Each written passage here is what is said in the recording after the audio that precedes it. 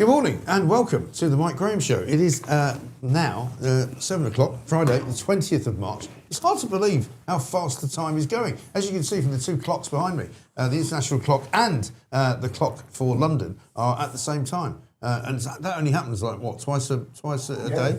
Something like that. It's extraordinary. Anyway, keep an eye on the international clock, obviously, because there will be things happening there. Also, we'll be bringing an update on the sign soon as well, because we're hearing good news. The sign might actually be back soon, which would be fantastic.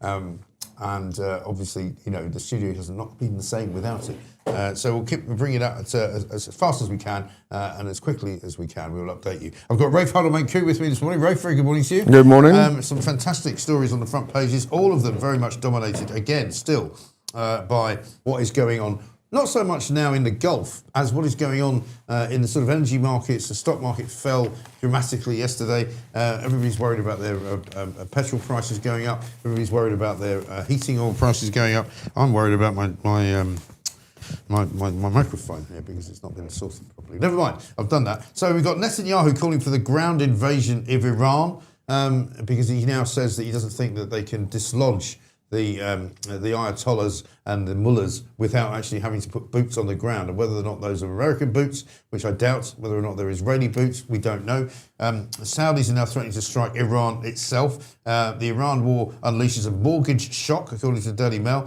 and energy bills could be going up by £300 a year, according to The Sun this morning. And that's just for starters. So there's an awful lot of things to worry about as far as we can see, and it turns out that today is International Happiness Day. So we've got a poll in which we're going to ask you what makes you happy. I can tell you what makes me happy, but I'm not going to tell you yet. Rafe, very good morning to you, as I say. The reverberations from the Middle East and the war continue. And I guess we're now a sort of a country of two camps, aren't we? We're a country of people who care about what happens in Iran and who care about whether or not there will be, you know, some kind of terrible military conflict that we might have to get involved in. Or, secondly, you're one of those people who just worries about the cost of heating your house, the cost of putting the hot water on, and the cost of filling your car with petrol. Well, yes, you might say that, but I think I don't think it's going out on a limb to say this wasn't a very well organised invasion. I said at the outset, you cannot have regime change by airstrikes alone. That requires troops on the ground. Yes. But once you have troops on the ground, you're in a very different position altogether. I mean, one way to deal with this, I suppose, would be to have troops on the ground from our allies in the region. Yes. Have the Gulf states, have the Saudis, have others go in, rather than always have, you know, American and British lads on the ground. Yeah. But there's no way you can dislodge them.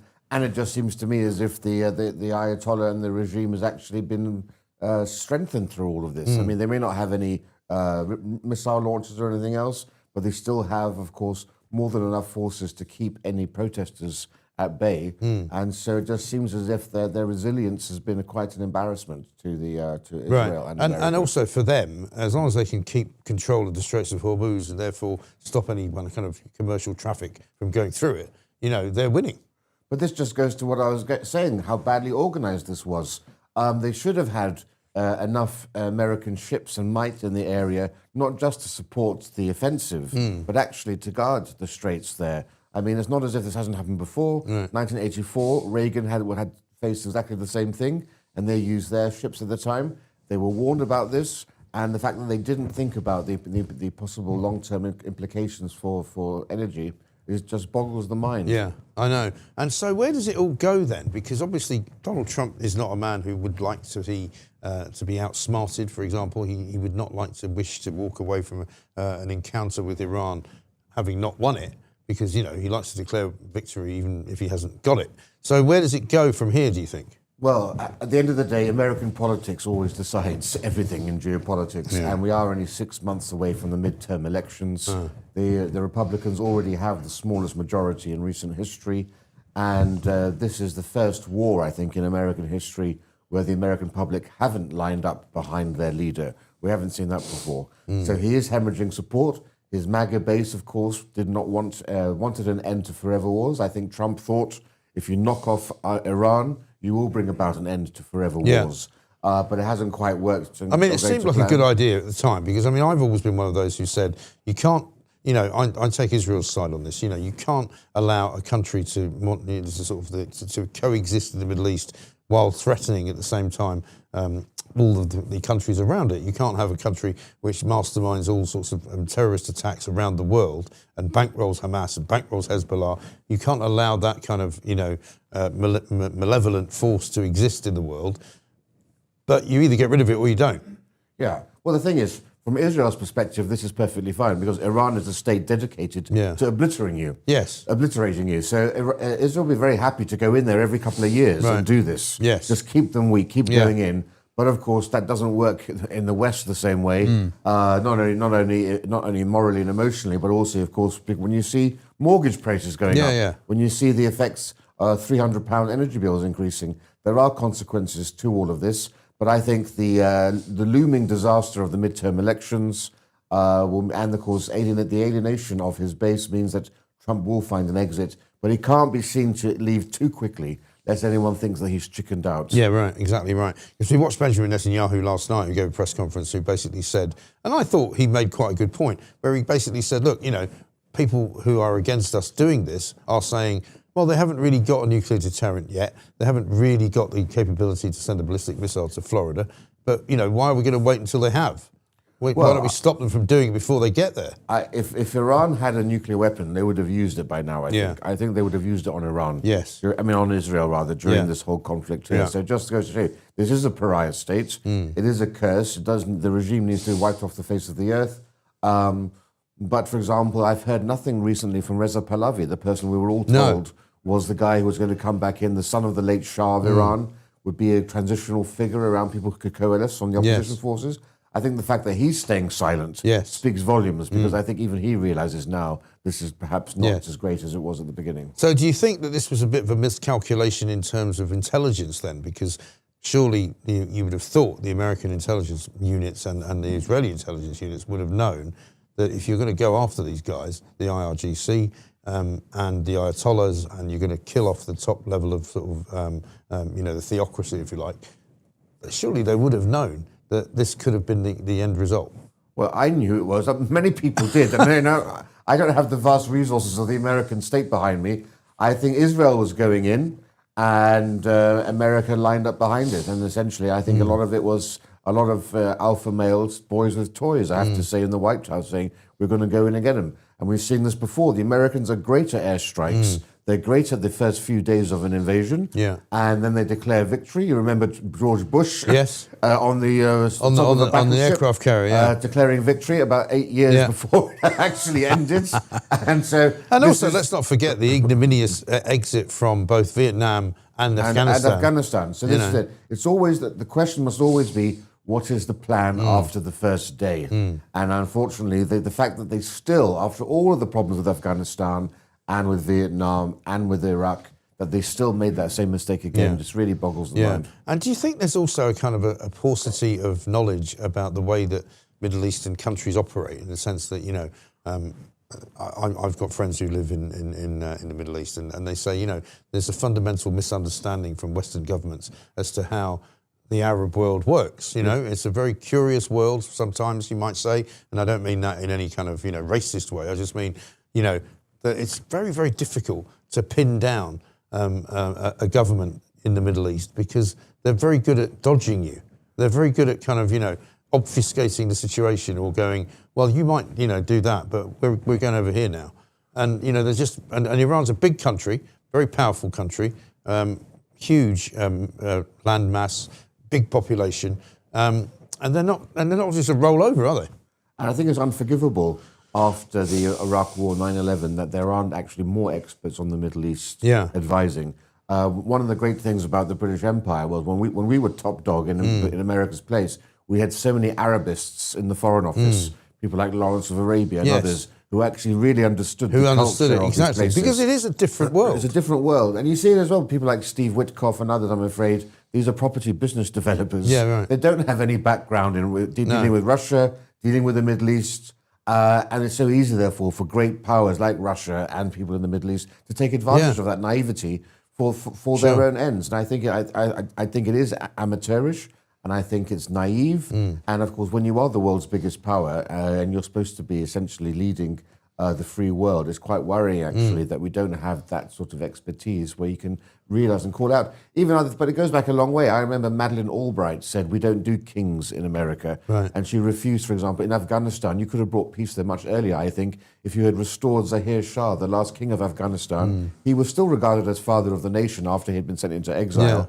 And because those countries are tribal countries, you can't give them a democracy. They've never had a democracy in their life. But they do like strongman politics. They like a monarch whom they can understand. This is the head of our tribe. And the fact that the Americans, again, because of throwing off the British Empire and getting rid of King George III, are so blind. No, we must have democracy and a president. I'm sorry, in those cultures, presidents and democracy don't work, but they do respect sultans and I remember reading a book written by, I think, a friend of mine about the sort of prelim leading up to 9/11 and how the CIA had completely kind of lost any kind of intelligence gathering operations in Pakistan because they couldn't put anybody in there who could get on with the food. And they were like, everybody we put in there sort of gets a dose of diarrhea and has to leave. And it's like, well, you should be doing better than that, really. You can't just go, well, we can't put anybody into Pakistan, because they don't like the food. They get an upset stomach. It's just bizarre, isn't it? Yeah. Well, what can you say? But it's the same thing with lots of these countries. Unfortunately, we seem to have gone backwards in our knowledge, and it's just strange in the modern age of so much technology that we're still making such, basic mistakes. Yes. But I mean, there's one sort of, I suppose, bright spark in the whole equation of what's going on with the Middle East and with Iran, and it is Donald Trump. And whether you like him or not, he is an incredibly unusual international figure. And I'm going to play you a little video now, which you've probably seen already, which kind of sums him up. He was visited yesterday by the Japanese Prime Minister, who's only been recently elected, and she was kind of sitting there as he was asked questions by the surrounding Japanese media. Have a look at this. Of course, Japan and US are very good friends, but one question, why didn't you tell US allies in Europe and Asia, like Japan, about the war before attacking Iran? So we are very confused about we Japanese citizens. Well, one thing, you don't want to signal too much. When we go in, we went in very hard, and we didn't tell anybody about it because we wanted surprise. Who knows better about surprise than Japan? Okay? Why didn't you tell me about Pearl Harbor? Okay? Right? He's asking me, do you believe in surprise? I think much more so than us. And we had to surprise him, and we did. And because of that surprise, we knocked out, the first 2 days, we probably knocked out 50% of what and much more than we anticipated doing. So if I go and tell everybody about it, there's no longer a surprise, right? It's a bit quiet, that. Sorry, apologies if you didn't hear that very well. But basically, Donald Trump there sitting with the Japanese Prime Minister, Sanae Takachi, a woman Prime Minister who looked a little bit bemused by the fact that he brought up, when he was asked by a Japanese journalist, why didn't you tell any of your allies about the fact that you were going to attack Iran? He said, well, what about Japan? Who knows better than Japan about surprise? And why didn't you tell us about Pearl Harbor? I mean, just amazing. I don't think there's any other politician in the world that could get away with that. What a time to be alive. It's I know. Just hilarious. All of It this. is. I used to be obsessed by World War II when I was a teenager.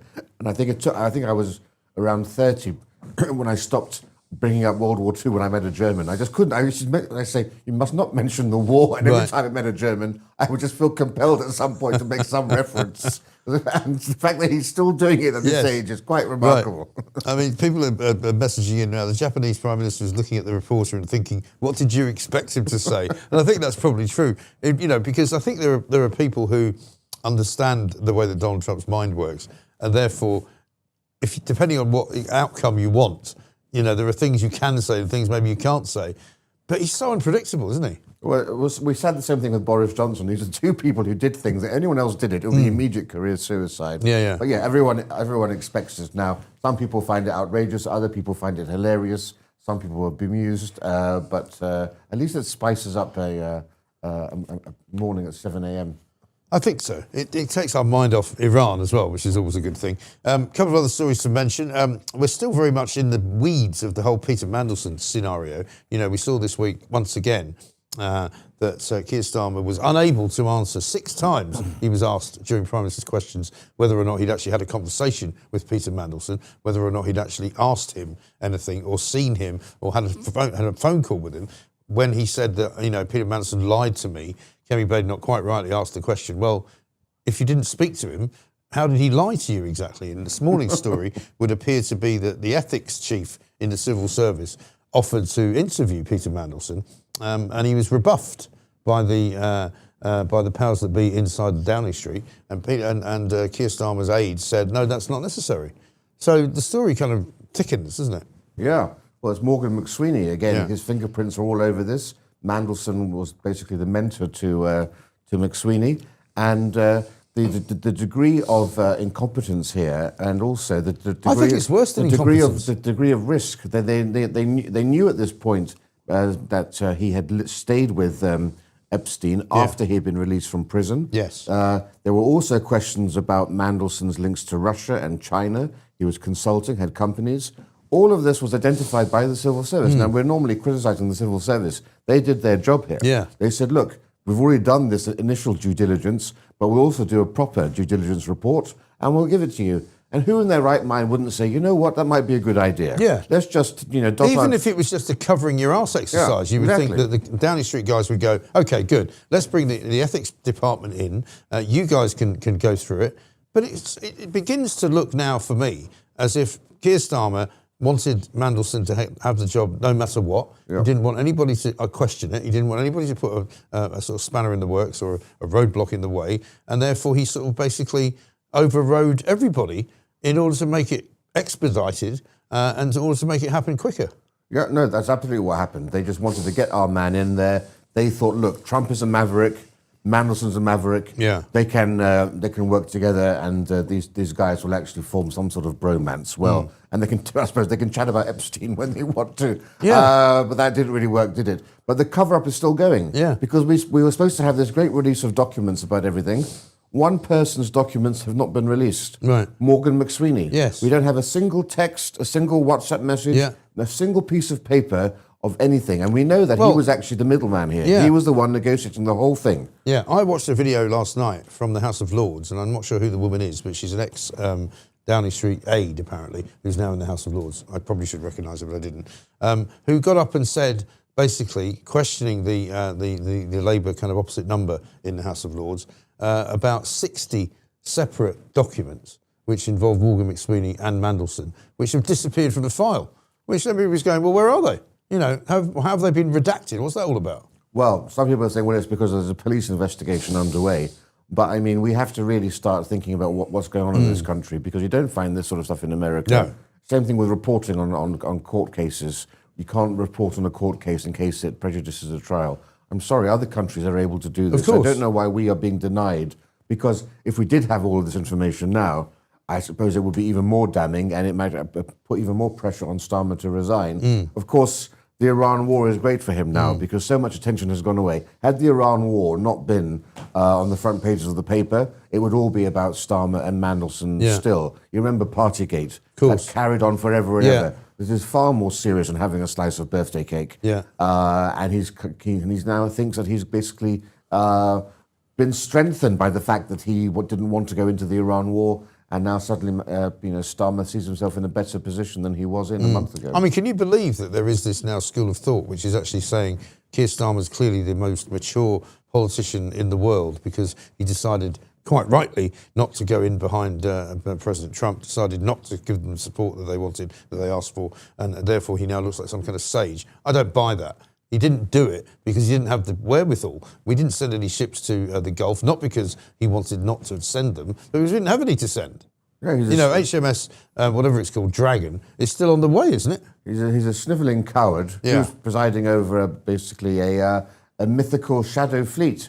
We've got 63 ships. I was on a frigate last year. I had the privilege to actually steer I steered a frigate. And when I left there, I thought, well, we may only have 63 ships, but I was really impressed. I thought, well, we're still a fighting force. Yeah. Year later, my God, the humiliation of having the French have to go to Cyprus. I know. Because we've only got one it. ship which is actually seaworthy. All the rest of them are in dry dock. It's absolutely extraordinary. Absolutely ridiculous. A quick one from LTL. It says, morning, Mike and Ray from Tuamotu Island in Tahiti. We've got our sign behind me over here. Oh no, it's over there. That map. We'll stick Tahiti. Virtually, you have to show me where Tahiti is, because I think it's in the middle of the part of the sea which we don't have any land in, on the sort of the far left, as it were. Also, what's that? Don't know where you're getting your news from, but you're seemingly misguided, probably by the MSM, says Phil. I'm not sure what you mean, Phil. Which particular bit of the news do you not think is true? I'd be interested to know what you think the news should be, if you don't like the fact that we're reading stories out of the newspapers. You know, one of the things about doing a newspaper review, I find, is that you look at the newspapers and you tell people what's in them. You know, you might not like the stories, but if you've got a view on them, by all means tell us what your view is and we'll debate it and we can talk about it. I think this is the MSM, actually. This is the mainstream media, yes, exactly right. But that's okay. It doesn't mean that there's anything wrong with that. You know, there's nothing wrong with the mainstream media. But we are here as an alternative to the mainstream media, and we're doing rather well. Thank you very much indeed. 11.5 million views on the channel so far. We're up to 143,000 subscribers now, I believe, Pooch, which is not bad. Don't forget, we've got a live show coming up as well on May the 6th. Which, if you haven't got tickets for yet, you can still get them from Ticketmaster, which I'm afraid to say is a mainstream box office type organisation. It's not, you know, around the back of a pub where you can buy them 10 to a penny.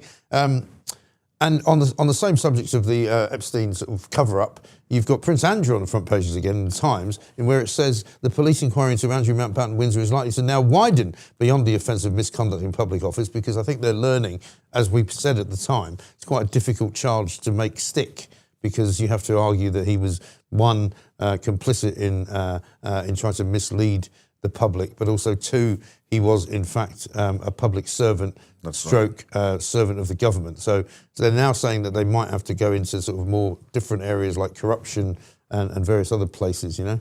Yes, MIPO, misconduct in public office. Yes. A very, very difficult thing to prove. Was being trade envoy a public office? Question marks over that, because he didn't sign any documents. There's no contracts of engagement. So would he sign? I mean, would he sign the Official Secrets Act as a representative of the monarch? I don't believe so. Right. He succeeded from the Duke of Kent, who was trade envoy before him. So they do have to stretch things out and look for other areas now. So sex trafficking is one of the areas here, Right. and it may be that there isn't sufficient evidence to actually lay any charge on him at all. Obviously found guilty in the court of public opinion, but it may well be if it is so difficult for them. And this was said at the time, actually, when he was first arrested, taken into custody. Yeah. That it actually is a very hard thing to stick on him. But I think the perception of the police is the public would not be very happy at all if he gets off scot-free. Yes. And something must stick. So I suppose. But again, it tells you, doesn't it? It tells you the difference between, you know, real law and sort of, you know, if you like, newspaper law. You know, where, you know, suddenly everybody remembers that picture of Andrew, you know, lying down in the back of the car being taken out of the police station. Everybody remembers where they were when they found out that Andrew's house was being searched in Windsor. But it could well be, it's entirely conceivable, he doesn't get charged with anything. Yeah. Well, it's all about evidence at the end of the day. Yeah. And if you haven't got the evidence, well, I'm afraid he walks. That's the matter of the fact. But yes, he has been found guilty in the court of public opinion. And when you are the monarchy, public opinion is all that matters. Yes. Because the monarchy lives or dies by its public opinion reputation. And I've said, even long before all this, when the first rumours came out, I said, you know, Andrew was willing to lay down his life for Queen and country in the Falklands War. He now needs to make the same sacrifice for the interests of the nation and the monarchy and just disappear from public life. Yes. Meanwhile, and apropos of nothing at all, what are you hearing about the King's visit to the United States of America? Is that still on? People have kind of been encouraged not to talk about it or not to ask about it, but as far as I'm aware, it is still going to proceed. We're going to have it in April, most likely. Yeah. A lot of work has already been done on it so far. He is the supremo Trump whisperer. If anyone's able to basically pour oil on the stormy waters in the Atlantic. Although that was allegedly the reason why Starmer wanted to give Mandelson the US ambassador's job, because he was able to deal with Donald Trump. So it's not a great precedent. Well, the king is a bit different, because at least I don't think Trump ever respected Mandelson. No. But there is great reverence for the king. And of course, remember, the king maintained a correspondence with President Trump during the Biden years. Yes. So that relationship actually survived the presidency and continued. And we're having a double whammy, actually, because in April we're going to have the King and the Queen go to America. But then in June, the Prince and Princess of Wales will be going. Obviously, it's the World Cup. It's the World Cup, and yes. it's just a month ahead of the 250th anniversary of the American independence. And there's even the possibility of a recreation of that iconic John Travolta, Princess Diana dance between Princess of Wales and President Trump. Right. So that will be. I was actually there for that. You know? Oh, really? I was in the White House when that happened. Yeah, because I was covering it for the old News of the World in the old days. This from Ms. Behaves on the super chat. Strong men create good times create weak men create bad times create strong men, and the world turns. There's a proverb in there somewhere, I dare say. Sorry, one for Rafe. One from Something Wickedly. Shona Glasgow. Hi, Rafe. Met you in Edinburgh. Oh, wonderful. Lovely to be back Anything in you wish touch. to tell us, Shona? I mean, I don't know whether we can reveal anything on that. No, this is our New Culture Forum locals. We've got 40 branches around the country. Oh, have you? So we launched in Edinburgh, which Yes. is great. Okay. How's the book going, by the way? Because the last time you were here, we were promoting the new book that you had out, which is a sort of compendium of ideas from various different writers. Yeah. You included. Immigration: The Betrayal of Britain, Yes. available from our website. The definitive guide to the impact Oh, of there he immigration. is. Look at this.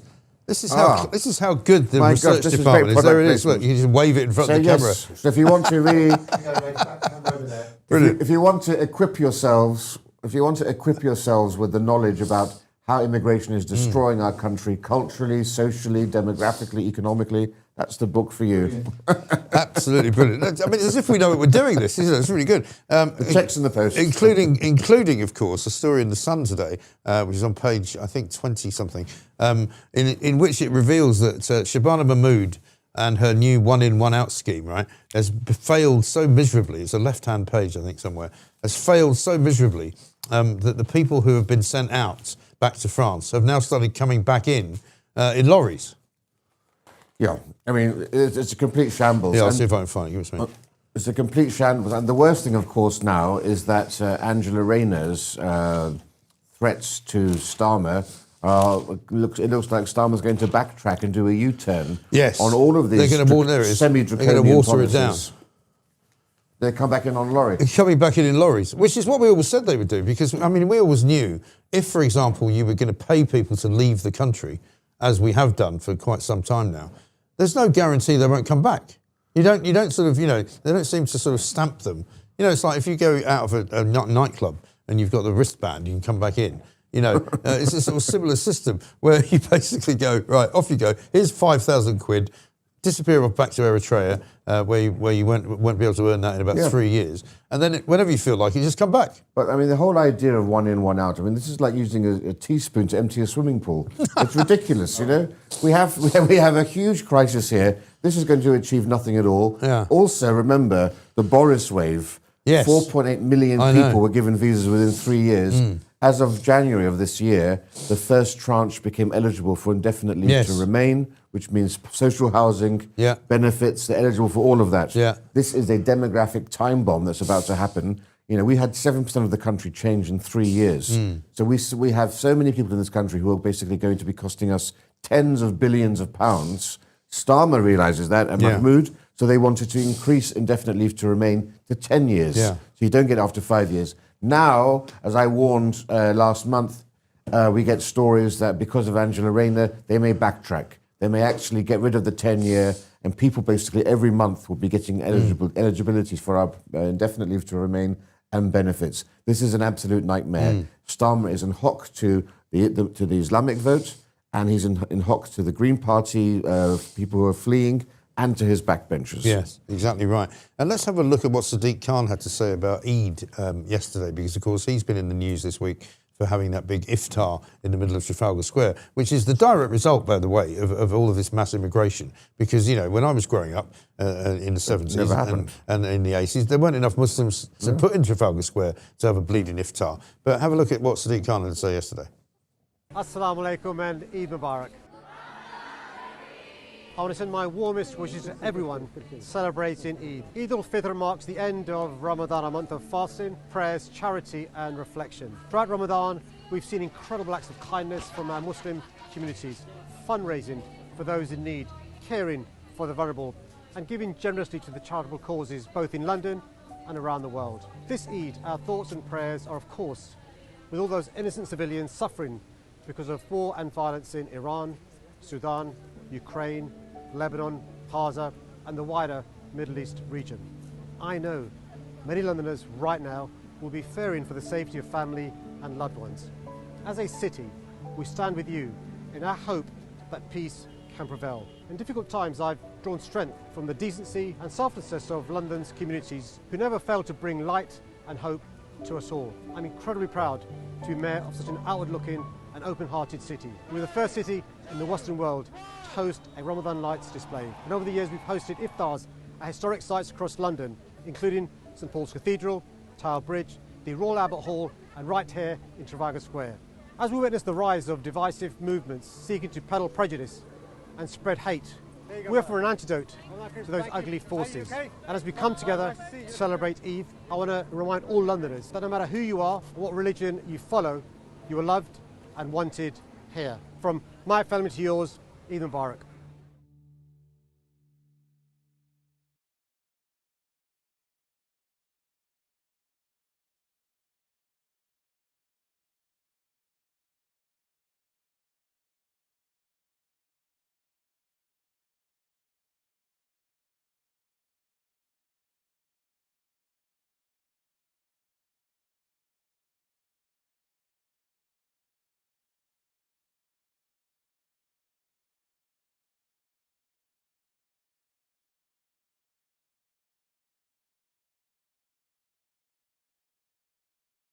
And this is the thing now, what we've had is we had over the last 10 years or 15 years, this idea that to be a Londoner, you need to subscribe to these values. Yeah. If you don't subscribe to these values, you're not a Londoner. Right. I'm sorry, that doesn't define who a Londoner is. No. 40%, did you know 40% of people living in London weren't born in this country? Yeah. That's an astonishing, that's half the city wasn't even born in this country. I know. They are not Londoners. You know, when a city loses its identity when it can't, when the collective memory goes. Probably more than half of Londoners have never heard of the Great Fire of London or the Blitz. Right. That's what makes you a Londoner, when you actually know about the city that you inhabit. The city is losing its identity, and I'm sorry, Iftar may look all nice and happy and peaceful, but it's just the latest example of this deliberate attempt. It's not British. But it's the latest example of this deliberate attempt to dominate. Yeah. This is an intimidation tactic. You see it with these men on the bridges with their shirts off, engaged in these religious acts. You see them in Marble Arch. You see them on streets now. And this idea of bringing the mosque out onto the street is a clear designed attempt to intimidate and say, we are here, we are a presence. Yes. Because it's one thing, I remember when I've lived here all my life, I was born here. I remember when they built the first mosque in Regent's Park, and it was kind of a curiosity and it was quite interesting. And I remember driving past it with my mother on my way to school in Marylebone back in the early 70s. And, you know, it was okay, it was cool. It was like, oh, that's a mosque, okay, that's where people go to celebrate their faith if they happen to be Muslim. No problem at all. Now, they want us to go to Trafalgar Square and somehow, you know, have to watch a religious festival, a religious kind of, you know, mass, if you like, from a religion that we have no connection with. But also, Whitehall. Why did they take up all of Whitehall? We've had this over the last year or two, these deliberate attempts to have this public worship in the most prominent places possible. It's not done because they haven't got space in the mosques. You can go to your local park and do it somewhere there. Yeah, right. This is a deliberate demonstration of might and strength. Yes. And people need to get up. And Sadiq Khan knows exactly what he's doing. He knows. And hats off to Nick Timothy, who's had so much flack on this. Calls for him to resign by Keir Starmer and others. I'm afraid we need more people who are brave enough to stand up, because we need to have that Spartacus moment. Yes, well, wait and see what Humza Yousaf had to say about it. This is the former First Minister of Scotland, right? I call him Humza Useless because that's his name. He would say it's Humza Yousaf. I just pronounced it differently. Here's what he had to say about Nick Timothy. When Muslims pray in Trafalgar Square, a senior Tory calls it domination. But when everybody else celebrates, it's called diversity. So let's call this what it is. It's anti-Muslim hatred dressed up as political commentary. Nick Timothy, a shadow cabinet minister, not some anonymous internet troll, looked at Muslims gathering for open iftar in Trafalgar Square, and he called their prayer an act of domination. That's not subtle. It's not nuanced. It's not a debate about public space. This is a rabid anti-Muslim dog whistle. Because apparently Hanukkah in Trafalgar Square is fine. Christian prayer in Trafalgar Square is fine. Vaisakhi, Diwali, public celebrations of virtually every kind are all apparently part of our rich national life. But when Muslims pray, suddenly it's domination. And here's the irony, so thick you could choke on it. Islamic prayer is not an act of domination. It's an act of submission. Submission to God, the very same God worshipped by Muslims, Christians, and Jews. So what exactly is Timothy objecting to? Not noise, not crowds, not religion in public. He's objecting to Muslims. And that should worry every single one of us. Because this isn't some random bloke on X. This is a man in His Majesty's opposition. A man trusted to help shape the laws of this country. A man who thinks Muslims praying peacefully in the heart of London is somehow a threat. That's not conservatism. It's not patriotism. It's sectarian poison that's dressed up as principle. And the party that tolerates that kind of bigotry has no right to lecture anybody about British values. What's an absolutely sanctimonious plank, right? That's a bit like saying the fact that I've got a corner shop and a lot of Muslims have come in and stood there looking at me, and there's 50 of them. That's okay, because other people come into the shop, and why would you be objecting to that? If they want to pray, let them pray. Go to a mosque. It's a church. Go and pray. You know, I've never seen a Christian outpouring of public prayer in Trafalgar Square. I don't know about you. I mean, people have sent pictures around social media over the course of the last couple of days. But I've never seen a mass prayer event going on in Trafalgar Square, either by Jewish people or by Christians or by Hindus. You know, I haven't seen it. I don't know about you. Well, but also the audacity of this man, Useless. the Grand Vizier of division, the man who basically is an anti-white racist and puts race relations back in Scotland to lecture other people about what's going on. We all can see what's going on. We can see it with things like the Sharia police that we had in East London. We've seen guys on horseback trying to enforce Sharia law here. We know full well that there are the radical elements in the Islamic community are in every effort trying to create in this country Muslim ethnic silos where nobody else is welcome. We are becoming not a United Kingdom but a United Nations. It's wholly divisive. We need to have one overarching culture in this country, which is a British culture. It's a Christian country with an established church in England and an established church in Scotland as well. It's time that we acknowledge that. You're free to celebrate your own cultures in your own homes. Yes, you can have festivals and so forth, but we mustn't have this taking over of public spaces and public squares. This is a real act of domination. But he's right. Islam is not a religion of peace. This is about submission. And unfortunately, the reality is there are only two states in the Islamic world. There's the states that are Islamic, and there are those that have to become Islamic. Yes.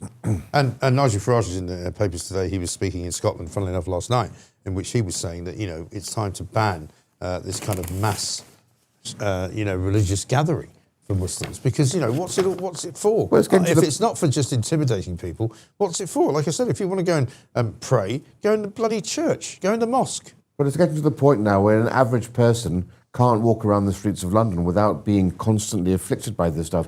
Every Saturday there's a march in the city, Palestine march, pro-Iran marches. You've got these prayers taking place. You know, I'm sure Jews don't feel very safe going around on the weekends in London at all. But none of us should have to have this foisted upon us on a regular basis. No, and also to have it foisted upon you, and then because you slightly object to it, you then get called divisive. Surely they're the divisive ones. But, you know, it's a bit like somebody just, as I said, coming in your face on the tube or something. Why don't you like Muslims? But immediately attacking you before you've said anything. But that's the purpose of why they want to have these Islamophobia, blasphemy laws and so forth, is to stifle dissent. If they can call you racist, if they can call you Islamophobic, then you'll be less likely to speak up about these things. Yes. Look, anti-Muslim hatred, the real thing, I mean, persecuting somebody for their religion is abhorrent, but that shouldn't mean we cannot criticize the ideology and the religion of Islam Right. or the practices of large numbers of people who take part in these sorts of public Also, I displays. don't wish to walk through my home city having to kind of step around people having religious experiences all over the place. You know, I'm sorry, that's not what it's for. The guy in You know? acid in the corner having a religious experience. Yeah, exactly. It's like, you know, go and do it in your own time in a church or in a place of worship, in a mosque, you know. I had a pic with Rafe, and he chatted with me, says something, still going on about the meeting in Scotland. There we are. We've got, it's World Happiness Day apparently today, you'll be pleased to know. I'm not sure how many of you feel particularly happy, but the weather's nice. So we're asking you the question today on the poll, what makes you happy? Is it your dog? Is it your partner? Is it money? Or is it politicians getting fired? And right now, politicians getting fired, 38%. To 35% of people who say it's your dog. We'll have Pooch's Pooch later on, which is a really good one today. And yeah, of course, we've got lots of reasons to be happy, reasons to be cheerful, if you like. We've got lots of other stories to talk about, including one which says, if you drink wine, you'll live longer. Which is obviously why my successful long-living life is going so well. Mike, just wanted to thank you for keeping us sane over the last 6 years, says Rob, referring to COVID. So glad your channel is doing so well. Robin Cheltenham. Yeah, well, as we said this week, we're opening up a new channel. We're opening up a channel called UK Live, which is going to be going live very soon, in which we are going to have not just me, but lots of other personalities, lots of other interesting characters doing shows, which we'll be able to run around the clock eventually. You know, if you've got any thoughts or any ideas for any of that sort of thing, maybe we should think about doing some kind of listener, viewer-led channel. Not channel, but show, Pooch. I don't know. You know, we could have people sort of guest hosting it, couldn't we? There you go. Never mind the nonsense.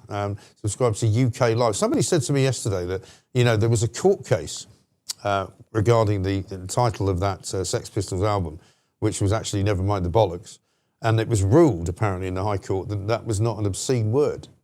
So people said to me, "Why can't you say it?"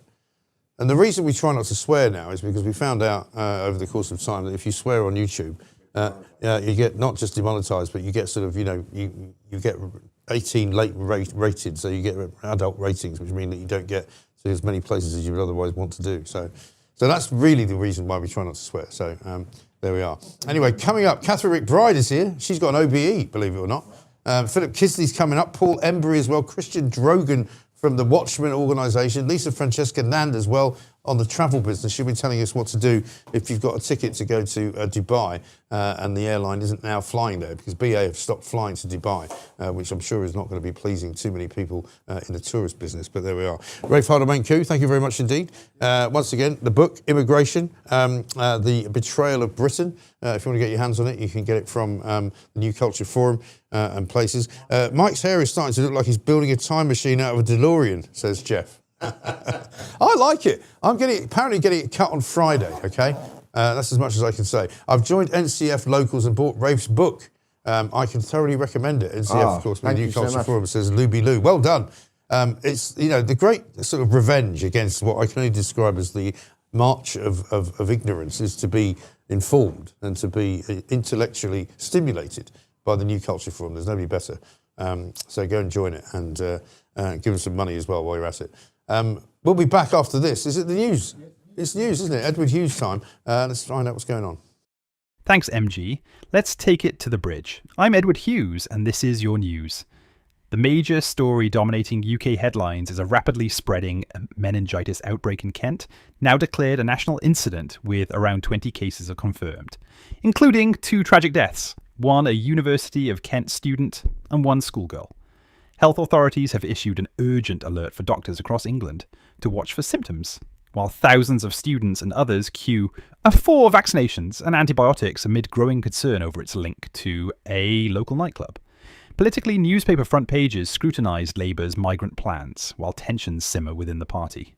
Scottish Labour leader Anas Sawar reveals he hasn't spoken to PM Keir Starmer since calling for his resignation earlier this year. That's your news roundup. Has anyone got any good plans for the weekend? I'm doing a photo shoot at the Welsh sauna. If you want an image, go to naughtyeddie.com and I'll post a few cheeky ones. Please remember to like and subscribe. Laters, tigers. Yeah, I mean, it doesn't surprise me, does it, about old Edward Hughes off to the sauna. That's the place that got shut down because the neighbours complained about it because they weren't too keen on it. In Swansea, don't mind. I love Phil and his book Ladder, says Shona. Or his book Ladder Shona? I don't know. Don't get that. Anyway, yes, Edward Hughes trying to be daddy cool this morning. Yeah, I know. Absolutely ridiculous. Couple of stories to talk about. In addition, of course, bizarrely, and this will come as no surprise to any of you who were with me during the whole COVID years, where it said, basically, the Protect the NHS message possibly cost thousands of lives. You know, the idea that we were all told to stay indoors and not go out, that we were told not to mix with anybody and not go anywhere, and we were told not to go to work, not to get on the train, you know, not to drive your car.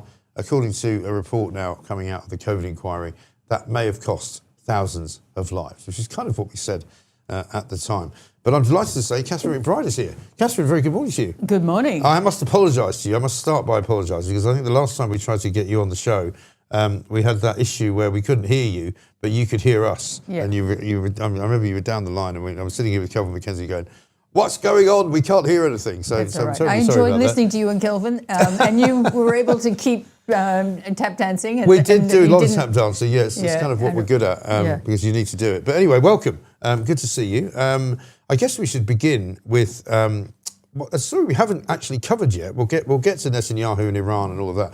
A story in the Times today about Kemi Badenoch, who said that she would confront a shoplifter if she saw somebody stealing from a shop. And she said, I would confront a shoplifter and so should you, which is an unusual thing for a politician to say, isn't it? No, actually, and that's following on to Robert Jenrick, who was Yes. in the tube stopping people who were jumping over barriers. I remember that. And I agree with her. Right. Would you then would you confront a shoplifter? The one that I would look out for, and if you're a greenie listening to this show, which you probably aren't, and I see you spilling milk in a supermarket, I will take you out. Yes. I find that These that is horrendous, so abhorrent, Well, and this these are- idea that is somehow helping the planet. Yeah, these it's are not. these It's- kind of jumped up, privately educated idiots, right, who think that they're saving the planet by pouring milk on the floor so that some poor working class person could clean it up for them. Yeah, and it amazes me that people just sit there filming it. I I would know. also be very aggressive with someone who was spraying paint on a painting, or Yes. soup, or throwing soup on a valuable Yeah. painting in an art gallery. And it amazes me that they get in there, because I've gone into the National Gallery a lot, and they always search my handbags and stuff. But also that people just film it. And you're sitting there going, what's wrong with those? Those This is people the are new- as culpable as the people well, doing this is it. the new kind of way of things, isn't it? That you film everything.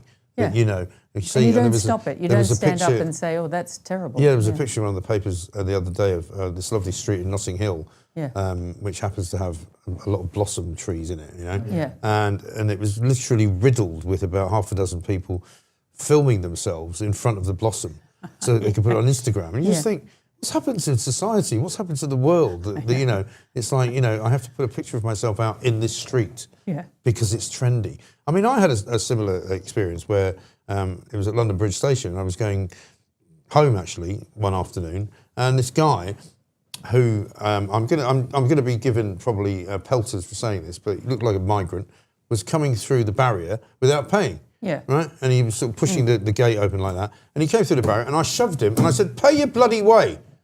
And he looked at me and thought about sort of coming at me for a minute. And I went like, "You don't want to do that." But I was so annoyed because I was like, "I pay to go on the tube. Why are you not paying?" Yeah. And I said to him, "If you're coming to this country, you pay your way." And he swore at me and ran off. But, I think more people should do that. 100%. If we all stood up for ourselves, we wouldn't have the problems we presently do. I think that's one of the reasons, going back to your previous conversation with Rafe, we've let immigrants, and I'm an immigrant, but I have always followed UK law and UK There's customs. nothing wrong with immigration, right? There's No. nothing wrong with immigrants, providing that immigrants are coming to this country for the right reason. But it's not just that. I accept the fact that you do things differently here, slightly differently from Australia, and I do it your way when I'm here. When I go back to Australia, I do it their way. And it intrigues me that we've got a group of immigrants who believe that they can bring their own law. And I have said this on actually something for the New Culture Forum. I was giving a speech and I was saying, of all the things you would come to the UK for, And a lot of these people have come from countries where there is no law and order. And they are ruled by despots who will just change the law to women, take your stuff and whatever. Right. They come here for the security of British law, and yet they also bring their own law. Yeah. And it's like, no, there's no point in coming to Britain if you're going to bring your own law. You either come here is that and also- go, thank goodness we're in a country with proper laws. But is that also our fault for not We kind of allowed it. expressing the law well enough to them, or to say to them, if you come here, these are the conditions under which you come? 100%. You know? We should have done that and Yeah. just said straight away. I mean, now they make you, if you become a citizen, you've got to know the rules of cricket or something. And you're going, well, that's well and good. Well, I don't even know but- the rules of yeah, cricket, I know. I you don't know. either. I know the rules of netball, though. And, Yeah, but you know, hang on. That's I the mean, you're trick from of- Australia. You've got no excuse. I mean, you should know the rules of cricket because Australians I'm are a quite good girl. at it. I played netball, you know, but you know, that's they should be asking people about, do you accept UK law? Do you understand that's supreme? And none of your religious laws count, you know? That is the question that should be on the citizenship test, Right. not do you know the laws of cricket? Exactly. Yeah. I mean, the laws of cricket, but that's the kind of thing that a sort of civil servant would dream up, isn't it? Yeah. You know, oh, this is good. This is a good idea. Let's do that. And that'll sort out the wheat from the chaff. Yeah, right, You know? It's right. like, no, that'll sort out the boys from the girls. Now get over it. Yeah, exactly right. And I mean, that is the problem. I mean, we've got now a kind of out of control immigration system which doesn't work, which is not in any way policeable. We're reading today that, in the Sun that many of the people who have been sent out of the country on the one in, one out scheme have actually started coming back in lorries because there's nothing to stop them from coming back because there's not really any record of who they are anyway. Yeah, no. So- And they just buy a new passport, or they, you know, threw the last one out. They just come back with a different name and say, no, I'm someone else. Yeah. But is it the fault of the West as well, that Western Europe has also got the same problem? Because, I mean, you go to Paris, it's also it's in some ways worse than it is here. There's tented sort of Actually, villages the whole all the way world- down the Seine. You've got, you know, if you go to Madrid or Barcelona, you've got the same problem. If you go to, I haven't been to Austria recently, Italy, similar problems in all the big cities, you know? Well, it's not just Europe. I've just come back from South Africa. And there they have these massive shanty towns outside of Cape Town. And if you talk to the local South Africans about it, they will all say, no, they're full of immigrants from Zimbabwe and Mozambique, where the countries are very run down, they're very poor, and there's work in South Africa. South Africa is booming. Is I it? mean, God, if you're a young person in the UK and you're looking for a place to move to, Wow, try South Africa. interesting. Cape Town, fantastic, building everywhere. Right. You know, middle class wealth everywhere. You see it everywhere, you know, and that is great. You know, if you think about where it was in the 90s, how far it's come. And, you know, the person cutting you off in their brand new convertible Porsche will be a black woman. You see them go, whoa. Right. You know? And where's the money being made? What sort of businesses are making money then? Everything seems to be going, and they seem to have got their energy organised. Right. The construction is amazing. The road building is everywhere. Fantastic flyovers on all the highways. And there were no blackouts this year. It's the first year I've been down there in about the last 8 when there was not load shedding, as they call it, which is organised blackout. Okay. So they've either forced all their factories to work at night, or they've sorted out how to make more electricity. Well, they've generated more electricity, yeah, because we're being told that that's going to happen here, isn't it? We're going to have you know, real problems, particularly with, you know, Rachel Reeves this week said she wants to make Britain the sort of the cradle of AI, you know, information, and we're going to become the world leaders in, you know, AI data centers. And it's like, hang on, you can't even, you know, power the actual power grid with now. Never mind adding in all these other things. Intermittent, non-firm power for AI. Yeah. You must have at least oil and gas or nuclear. And that's her big problem. She and Ed obviously don't get on, which is a good sign. Yeah. But Ed Miliband is preventing this country from ever getting into the AI or data center industry. And if they do allow data centers to set up and use the grid power, the rest of us will be getting blackouts. And there is a potential for the big AI people and the big data center people to pay more for their electricity, so that providers will go, oh, well, you know, They're paying us. Yeah. We're going to get off the grid and just provide them with power. Right. So So there'll be sort of premium purchases Yeah. of highly expensive energy. I mean, I was going to ask you about, obviously, energy being the order of the day.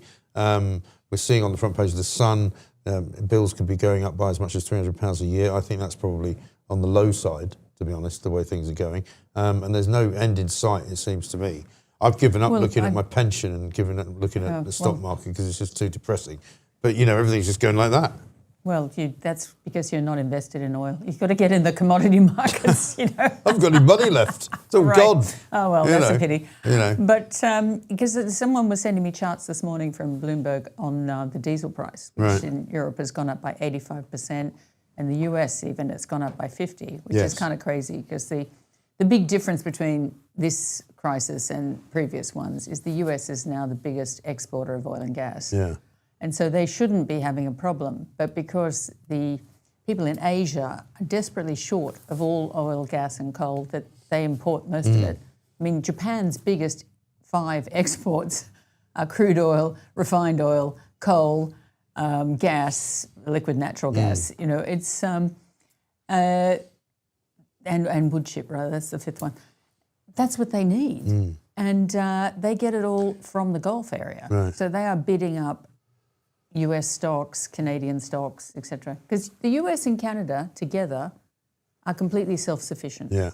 They have what the other one needs, and they really could, if Trump decides to stop exporting oil and gas, which was against the law in the US from about the 1976 era when we had the original OPEC sort of prices, right up to, I think it was 2014. So it was only after the shale boom, when they had all of this gas coming out of their ears, that they said, we've got to export it, we've got to do something with it. Right.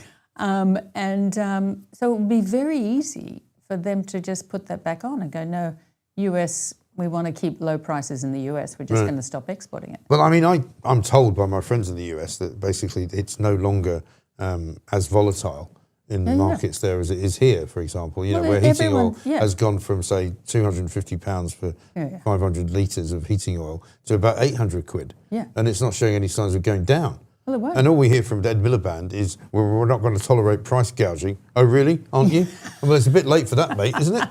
Well, yeah. I mean, if you look at, say, the petrol price, about a third of what you pay is the government price gouging. Yeah. The government adds on. If we didn't have to pay the petrol duty and the VAT on top of the petrol duty, our prices would be much closer to South Africa. South African petrol is below £1 a litre in South Africa. Well, I don't know why it always ends up that, the end result is for us, we pay more for our electricity than anybody else in the world. We pay more for our petrol than anybody else in the world. Ed Miliband was on TV at the weekend, and when it was pointed out to him that over 50-odd% of the cost of petrol per litre is actually government tax. Yeah. He kind of didn't have anything to say. Oh, you go, well, why don't you maybe shave 10% off that? So someone had actually had They to tell gave him that. He didn't know that. Laura Kunsberg showed him the minister. pie chart, 38% fuel tax, Yeah. 17% I think it was Is VAT. in Well, it's VAT. 5%, but because it's on the top of everything exactly. else. So 50-odd% of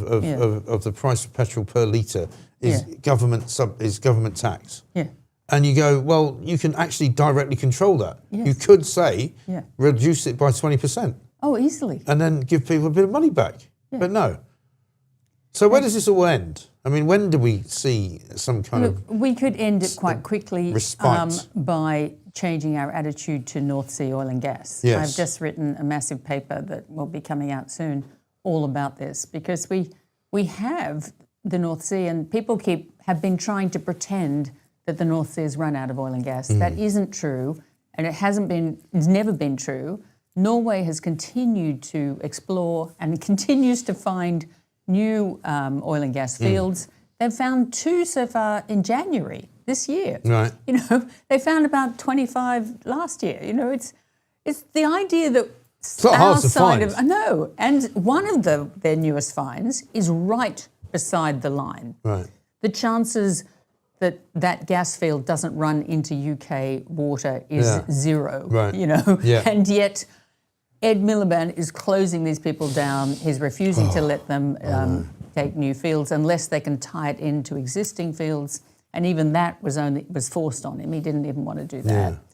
So we have the magic, it's a bit like Dorothy. We're wearing the red shoes. We just have to snap them together. Yeah. And we're not going to do that. We're going to keep all of that oil and gas underground. I can see Ed Miliband in the ruby slippers, actually. I think probably puts them on when he gets home. No, he's the Wicked Witch. Is he? We're the people wearing the ruby slippers. You have to watch that again. We've only got one. Yeah, but I think that's the problem. But we also have a lot of gas underground. Yeah. There's a massive find in Lincolnshire, which apparently is just near Ed's own constituency. Right. Not that he probably knows where that is because he lives in North London. He does. But if he ever goes Although he there, does claim for the heating allowance that he gets in his second home in Lincolnshire. Oh, well, that's good. That's good. You know, so we are paying for his actual, subsidy. There's a massive gas field under there, which is it doesn't require fracking. It's actual regular gas. Right. Just tap like into under it. the North Sea, Wow. you just have to put that drill down there. Wow. And he won't even let that happen. This guy is actual moron. He Because really is. They also confuse electricity with energy. 75 to 78% of UK energy is oil, gas or coal. We still use coal. Yeah. We still even have one working coal mine. Yeah. And Coal's great. well, coal is where we're going to have to go back to because coal-fired electricity is the cheapest and quickest one to get up and running. And we're going to need more. If we're going to have data centres, we need more electricity. Data centres would like to run on nuclear because a data centre needs constant power. Nuclear is not very good for turning up and down. Gas is much quicker to ramp it up and ramp it down. Right. But it takes us 10 years to build a nuclear power station. Right. And the data centres are here now. They want power now. They don't want power in 10 years' time. Right. That's no good to them. No. In 10 years' time, the world will be run by robots or we'll be on to some new thing. God help us. Crikey. Anyway, well, listen, it's Friday and it's March the 20th and there's your message for the weekend. It's all going to get a bit worse before it gets any better. Buy commodities. Buy commodities, yeah. Catherine, good to see you. Thank you very much indeed. Catherine McBride telling us about the state of play in the energy markets, which is not particularly good. It's not very good in the energy markets overseas either. It's also not very good in the travel markets. Let's talk now to Lisa Francesca Nand, who I haven't spoken to for quite a long time. So I'm going to welcome her warmly to the new Mike Graham Show. Lisa, how are you? Very nice to see you, Mike. How are you doing? I'm very good, thank you. Very, very nice to see you. It's bad news if you've bought tickets to go to Dubai on British Airways, isn't it? Because they've decided they're not flying there anymore. So what are you supposed to do? Yeah, well, because the airline have cancelled, in this case, you will get a full refund and put on another flight if you want to go. But obviously, in practical and emotional terms, that's actually when your flight gets cancelled and you've looked forward to going somewhere. I realise it's not the biggest thing, in the war situation, but where people do look forward to their holidays for a long time and plan them and obviously spend money on them. And whilst you will be able to get a refund for your flight and everything, there's some things that just aren't refundable in terms of accommodation always and other bookings. So you will be out of pocket. And we are finding now that more and more people are choosing to go to, obviously you can't really go on holiday to the Middle East right now, but we've seen an increased number of bookings to your old favourites like Spain and Italy, even just for Easter, which is just around the corner. Yes, because I'm assuming that people would have booked to go to places like Dubai and maybe Oman for Easter, and it's confusing, isn't it? Because I've been reading a lot about if it's an act of war or it's some kind of episode that's happening in the news, which is out with the control of the airline. They're not actually duty bound to repay or refund your journey. I was talking to Kelvin McKenzie the other day, and he has some friends who were going to go to Oman for holidays and decided we don't really fancy that. It's a bit too close to the missile zone. So they want to go to Antigua instead. And the airline said, we're not going to refund your money. We're just going to keep it. Yeah, if you're going to somewhere where the Foreign Office says that you're still able to go, if you are the person who cancels it, then you will not get your refund. If the Foreign Office says don't go there, that's fine. The airline will cancel. Or if the airline cancels, as BA has done in the case you're referring to, BA has cancelled those flights. So, but if you're the person who thinks, actually, Oman, we can still go there, you know, still allowed to go there, but I don't want to go there, and you cancel it, then that's on you. I mean, they could look at their travel insurance, but you know what, insurance is a curious beast, isn't it? And very, very difficult to negotiate. But I'd check in that instance with them. I'd check the small print. But a lot of people are going west, you know, to the Caribbean, to the USA, and of course to places like Spain instead. But you're right, a lot of people would have booked for Dubai particularly, and it's really, the whole Dubai thing is really interesting, isn't it? Because we've seen in recent months, it feels like it's escalated before the war kicked off. That sort of move to Dubai, you know, tax haven and everything like that. But people forget, you look at Dubai on a map, Mike, you know, just look at where it is I know. on a map. It's surrounded by, you know, quite potentially volatile reasons. Whoever's caused that volatility is another thing, but it is quite volatile in that area. And if you want to, you know, if something kicks off and you're in the south of Spain, for example, there's other ways of getting home. You know, you could potentially get a train or car. You could actually start walking and manage it within, you know, quite a few weeks. But you could, you know, it's feasible. Dubai, you've got to cross. You know, what you're surrounded by. You've got Iran, Iraq, Turkey. You go over the water to, you know, Egypt. You've got Jordan. You've got Syria. Eventually, you've got Israel. You know, it's not the best place to get back from. No, it's not. I mean, I was there in May. My daughter lives there, right? Which is not, you know, the greatest situation for the moment. But I mean, she seems to be okay there. But I remember sitting on the beach and thinking, Iran's just over there, you know, and you're going, that's a bit near, to be honest. I mean, it's one thing to be, you know, 30 miles from France, but 30 miles from Iran, you're kind of going, ooh. But presumably this and also... Iran is meant to be a beautiful, beautiful place. It's the sort of place where one day I'd love to go, but obviously it's not right now. No, exactly. And I mean, the other thing that I assume is being affected is all the flights that would normally go through Dubai or through Abu Dhabi to get to, say, I don't know, Australia or Philippines or, you know, Malaysia or whatever. So what's going on with that? Yeah, exactly. There has been huge disruption around anywhere that needs to fly over the Middle East, which is, you know, a huge number of destinations. Been travel warnings from Australia, from New Zealand, from Fiji, Bali, even places like Singapore, Hong Kong, because some airlines, like you said, would be changing there. And even though I've actually got a contact that's changing in Abu Dhabi today, and even though the Foreign Office warns against travel to some of these places, you could still find yourself changing planes there. And actually, when the conflict kicked off, there were people who were literally just changing planes in Dubai or Abu Dhabi or wherever, and actually they got stuck there for days and days. So it's a massive exercise in rerouting, in avoiding those places. Cancellations, obviously, for the airlines that specifically have to stop there, like Emirates and Etihad. People that have been stuck in Australia, in New Zealand, unable to get home, scrambling around for other flights that are available. So that's going to affect a huge region as well, which is another reason to go west or south if you're thinking of going on holiday. But the other thing that's going to become an issue at some point, of course, is fuel prices. Yes, the prices are going to go up, aren't they? I mean, I think EasyJet said yesterday that they're going to be likely to be putting their prices up.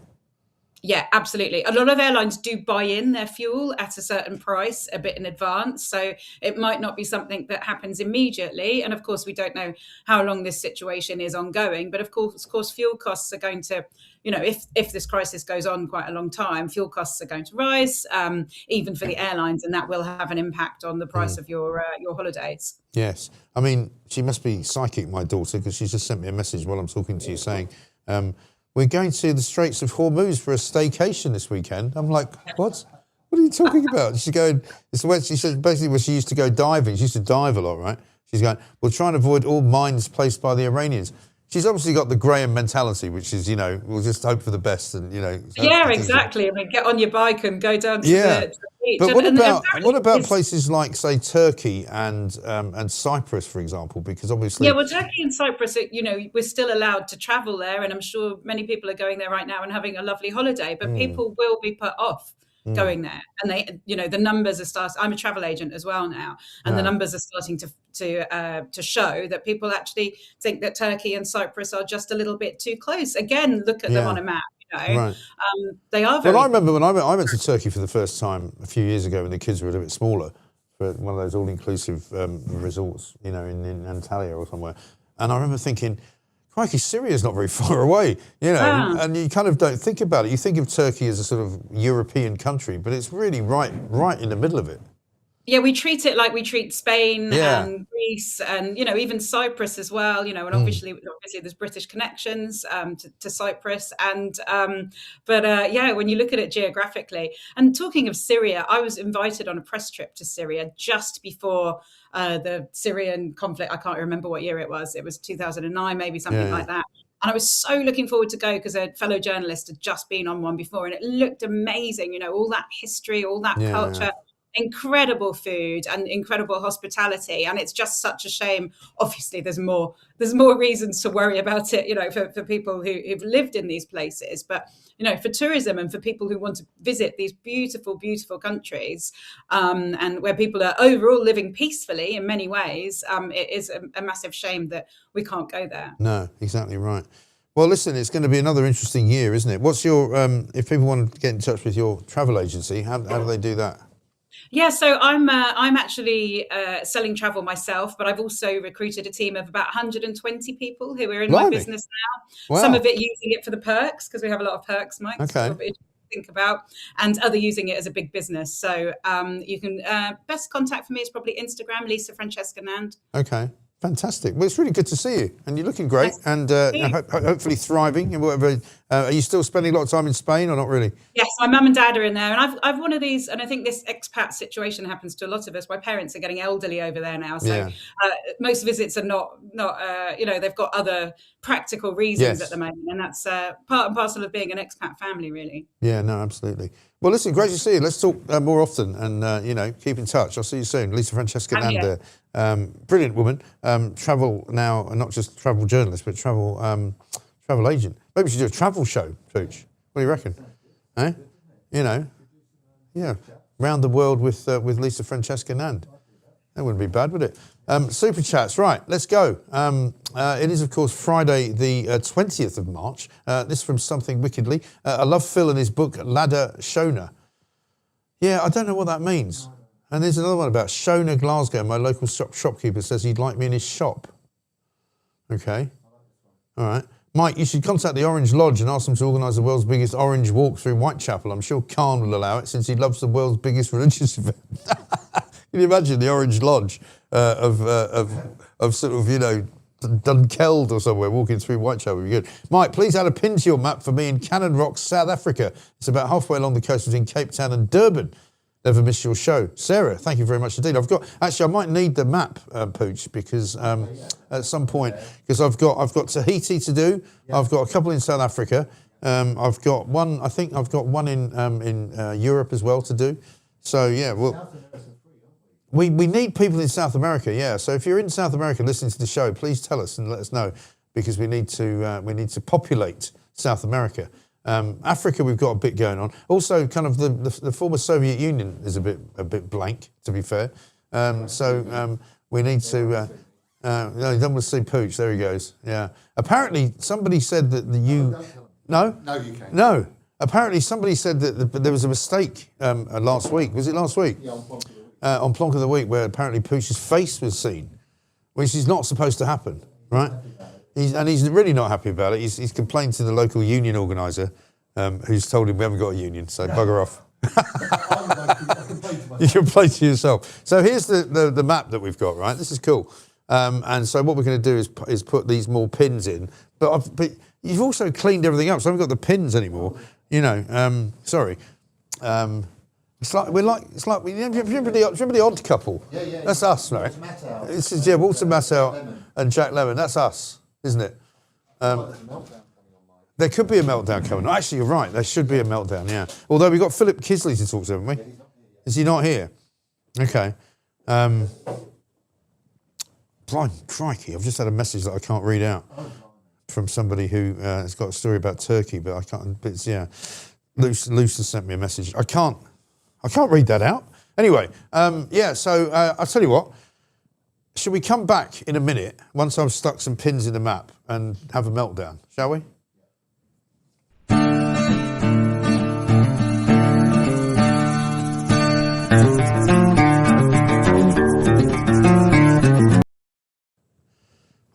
taking the map.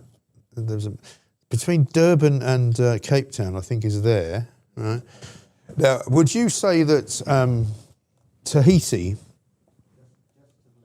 should be kind of over here, over this side, like there, in the middle? All right. Okay. All right. Like that. Okay. All right. Looks like Mickey Mouse. Okay then. Time for the meltdown.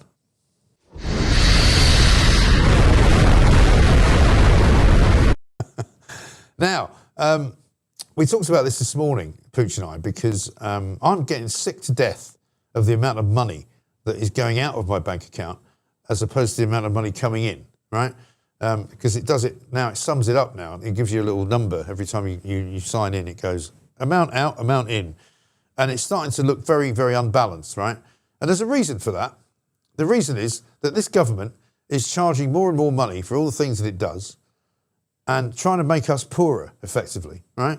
And as petrol prices go up this weekend, as heating oil prices go up, as all kinds of other prices go up for food, for travel, for rent, if you're renting a flat, that's probably gone up. Your mortgage is going up. There's a mortgage time bomb on the way, according to the Daily Mail. But all I know is that the people who are supposedly our political masters, I don't call them masters, with a capital M, because they're not, but the people who run this country are basically taking the mickey out of all of us because they get everything for free, right? You might remember last week I told you how Ed Davey charges the taxpayer £320,000 a year to run an office in Westminster, right? He employs, I'm sure, quite a few people. But what exactly does he do? What's he for? Does he really need 10 people to advise him on how to dance in front of a load of adoring fans? Or how to, pretend to be daddy cool with his weirdo sunglasses on? What does he do for that money? Similarly, we get people like James Cleverly. And I'm not picking on these people particularly for any reason, but James Cleverly, I once interviewed, who has a constituency in Essex, right, which is not very far from London. He's able to claim for a second home because he works in London, even though his main home is in Essex, which is a train ride away. It's only, less than an hour probably. But he's allowed to claim his heating allowance, because I said to him, we were actually investigating some government minister who had claimed, I think it was Rachel Reeves, who claims for her heating allowance for her second home, because she also has a constituency outside of London, right? And as I was explaining it to him, I could see his face kind of grimacing slightly. And I said, James, surely you don't claim for a second home heating allowance, do you? And he sort of looked slightly sheepishly and said, well, the thing is, it is allowed under the rules. And so, of course, that's what happens, right? That's what people do. You get into politics and everything is for free. They claim for toilet paper. They claim for paper clips. They claim for stationery. They claim for travel. They claim for accommodation. They claim for heating. They claim for their council tax. So these people who make the rules, who tell us that we should tighten our belts or that we should maybe drive slower, or in Ed Miliband's case, that we should drink warm beer because it would be better for the climate. They're full of advice for us because they don't have to pay for anything. And I'm getting sick to death of subsidising these bozos.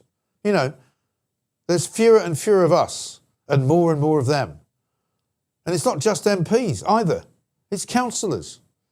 It's people who work in the public sector, civil servants, people that even work in the NHS.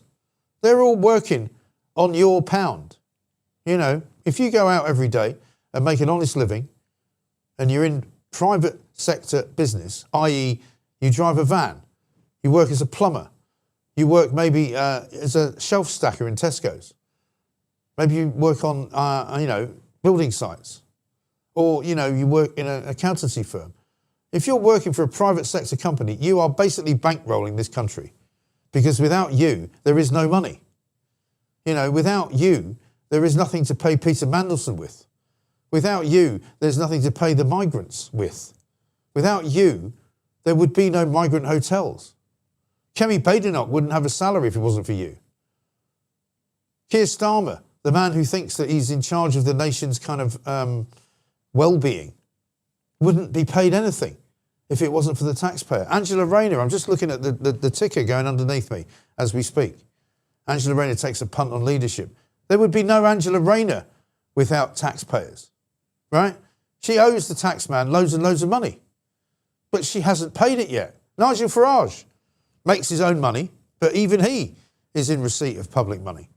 The NHS would not exist if it wasn't for taxpayers.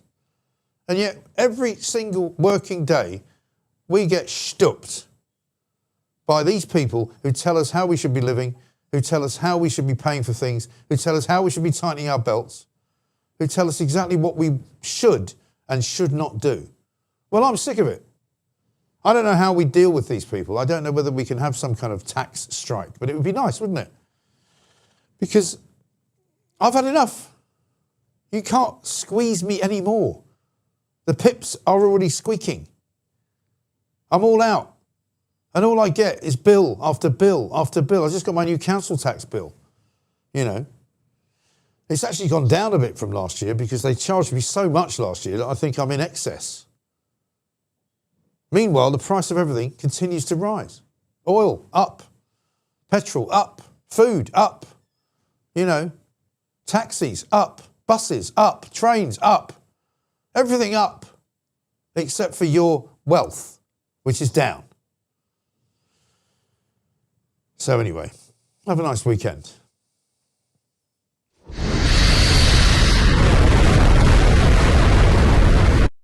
And now it's just worked out I haven't paid for the parking. So I'm going to have to do it now. Should we get Philip on? William Plate. What is this? Got a message that says the William Plate delivered to bumper sticker address. Don't know. Anyway, Philip Kinsley's here. Philip, very good morning to you, sir. Good morning, Mike. I was just listening to your meltdown there, and I got my own council tax yesterday, I think it was. Yeah. And I think for the first time, it sent me into a rage, mainly because I wasn't happy about it last year, but this year things have got so much worse, measurably worse over the last 12 months. Yes. I feel as though I am a victim of a two-tier society. And I, like all the people you've just mentioned there, I work for myself. I pay tax. I'm paying for everybody else. So it really struck a chord with me there, Mike. Well done. Brilliant. It does. Because there's never anything good, is there? Nothing ever. You don't ever suddenly go, oh, that was nice. And that's the price has gone. You know, I've got to the supermarket and I went to buy a bottle of, wine, and it's gone down. It doesn't go down. No, and it isn't just prices as well. It's the whole context in which we live, and I'm just thinking about.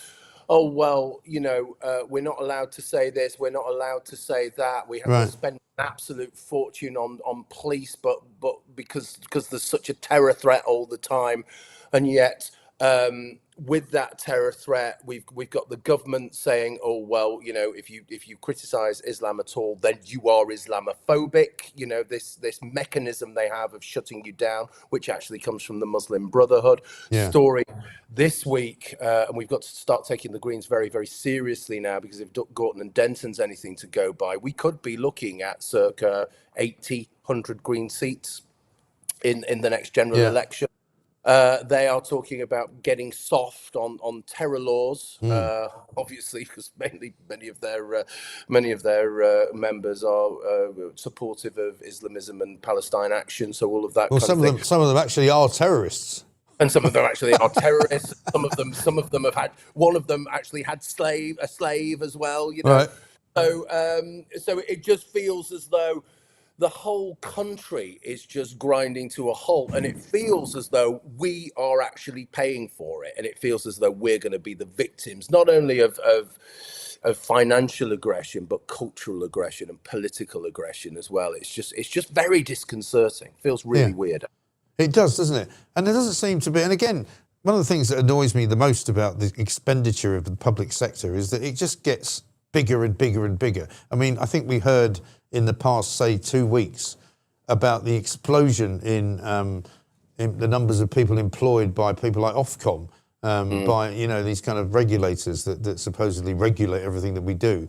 And they've had sort of, massive increases in the numbers of people working for them by something like 40% or something. Or, I've looked, it sounds ridiculous, but the Forestry Commission, a very simple kind of straightforward, you would think, quango, has had its kind of expenditure increase by a factor of about 52% in the last 2 years. You kind of go, what are they spending the money on? And who's giving them permission to do it? They're just doing it. They're just doing it because, again, it's part of that cultural ideological thing, isn't it? This is what we're spending money on, rather on infrastructure and small businesses. We're spending money on Ofcom, which is there to control us, to shut us down, not to say things that they disagree with, and the Forestry Commission, which is all about the environment. So it's all of these pet projects that they have. Now, I love forests and I love I'm not being anti-environmental here. But this is spending money on things that they are concerned about, but things that keep us in our place. These are ideological expenditures. And I get very worried that these people, they just know nothing about economics, nothing at all about economics. And you've got people who go from their ridiculous university degrees through research posts and then into Parliament or then into the civil service. And they have no idea about the real world. They have no idea about the national debt. They don't care about it. They just think it doesn't matter, and this is coming to bite us. This is just piling up and piling up and piling up. And we are go into an economic recession at some point, Mike, and that is going to have further ramifications because the economy and culture are intimately entwined. If we go into a recession, then we're going to have discontent on the street, we're going to have civil unrest. That's when people are really going to have to think, and that's when people are going to say, we've really got to get serious about this country because we are going to plunge into poverty. Great numbers of people who work very, very hard are going to plunge into poverty. Well, this is what I always said would happen, and this is why I always said I didn't think that this Labour government would last the course, because I think there will be some kind of economic, cataclysmic event which will mean that everything kind of falls down around its ears, because there's no wiggle room anymore. We don't have a buffer zone. We don't have the ability to go, well, that's all right, because we've got some savings over here. We'll be able to withstand and weather the storm. Nobody's got the savings anymore, As I said, I know that people won't have any sympathy with me, but I've given up looking at my pension, which is losing literally thousands of pounds a minute, practically, as the war in the Middle East goes on. And I don't blame Trump for that, but it's just the market forces are making people's mortgages go up, making people's savings go down. People who have got any kind of investments in pensions or whatever it is, are getting absolutely destroyed. Yeah, it just feels, again, it feels as though you do all the right things all your life. Yeah. You work really, really hard and you are sensible because you can see a future and maybe you have children and grandchildren and you want that future to be better for them. So you have money aside. That's what people do, or at least that's what some people do. But now we seem to have developed this culture, and it seems to have really grown over the last 10 years, where actually it doesn't matter if you don't work. I was where I'm from in Manchester, in Bury in Manchester. There's a Green councillor standing to be a Green councillor. She's on the dole. Right? The councillor is on the dole. So this person is going to tell you what to do with your money, what to do with policy, advise on policy, think about what can work in Greater Manchester. I'll get a backside out of bed on a Monday morning and go to work. When she's saying, oh, well, it's to do with mental health and all of that kind of thing. Yeah. Believe me, love, if you're going to be a counsellor, you're going to have to work pretty hard, and she can walk a dog for 2 hours a day as well. So it's this kind of thing, right? There is a sense that, well, we don't have to bother because people don't understand the realities of life anymore. There are, 9 million people on benefits now. Yeah. And that is just, they just expect to be paid. They just expect to have a life laid out for them and to be paid by people like you and me and the people who watch this show, and someone's just something's just come up on the screen that Imagine Working. Yeah, Absolutely. That's what people feel like yeah, now. yeah, and also because of this kind of bizarre blame everybody else for the problems that you've got world that we live in. People will actually try and make the argument that, well, why should I work? You know, what's the point? You know, because you've just told me that actually you would be taxed, you would be, you know, tired, you would have stress, you'd have to travel somewhere. What's the point? And you know, to me, that's so alien to my kind of upbringing and to my belief system. Because for me, it's like, well, why wouldn't you work? What could you possibly want to do lying around in bed all day? You know? Well, you want to make your mark on the world, don't you? And you know, and you want to make your life comfortable for yourself as well. And you know, you want nice things. But I keep coming back to the idea that we don't actually have a society anymore, because we have 1.2 million. I can't remember. I don't know what it is even now. 1.2 million gross immigration every year. Year in, year out, year in, year out. So that kind of dilutes the cohesion and the togetherness of a society and the sense within that cohesion. Well, actually, you should be doing this. And if you're not going out to work, well, then you should actually be actively looking for a job. And there should be an element, actually, of shame there if you're just lounging around and, well, I'm paying for you. Okay. So we have all of that stuff. And on the other hand, we have, and I'm just thinking about this quite a lot because I'm seeing it so much. And I know it's kind of piggybacking onto the issue, but we have all of this kind of hate marches, Islamism, anti-Englishness, anti-Britishness.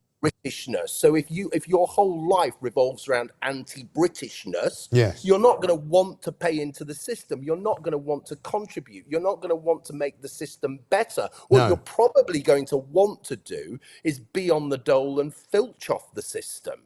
Now, that to me is really worrying, because that seems to be a culture.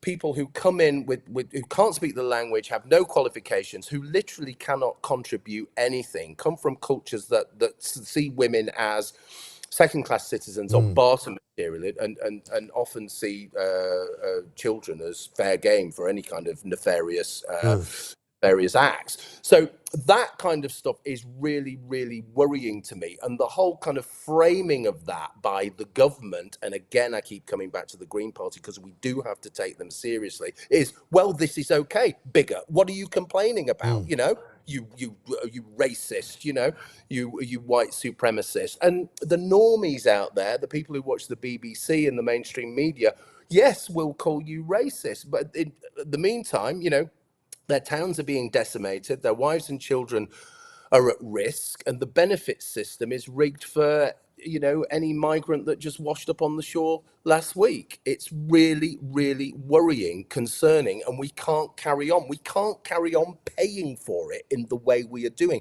because there isn't enough money. Right? I don't have enough money. You don't have enough money. The few of us, you know, the upside down triangle, the few of us at the bottom who are paying for it, there aren't enough of us, and we don't have enough money. And it's an ever shrinking number as well. We've just seen a couple of messages coming in there about, I think the last message was from February, £14 billion borrowed by the government to just to kind of stand still, if you like, just to pay the interest on the money that they already owe, you know. And so what you're saying, in a way, Philip, is that there's no sort of civic cohesion.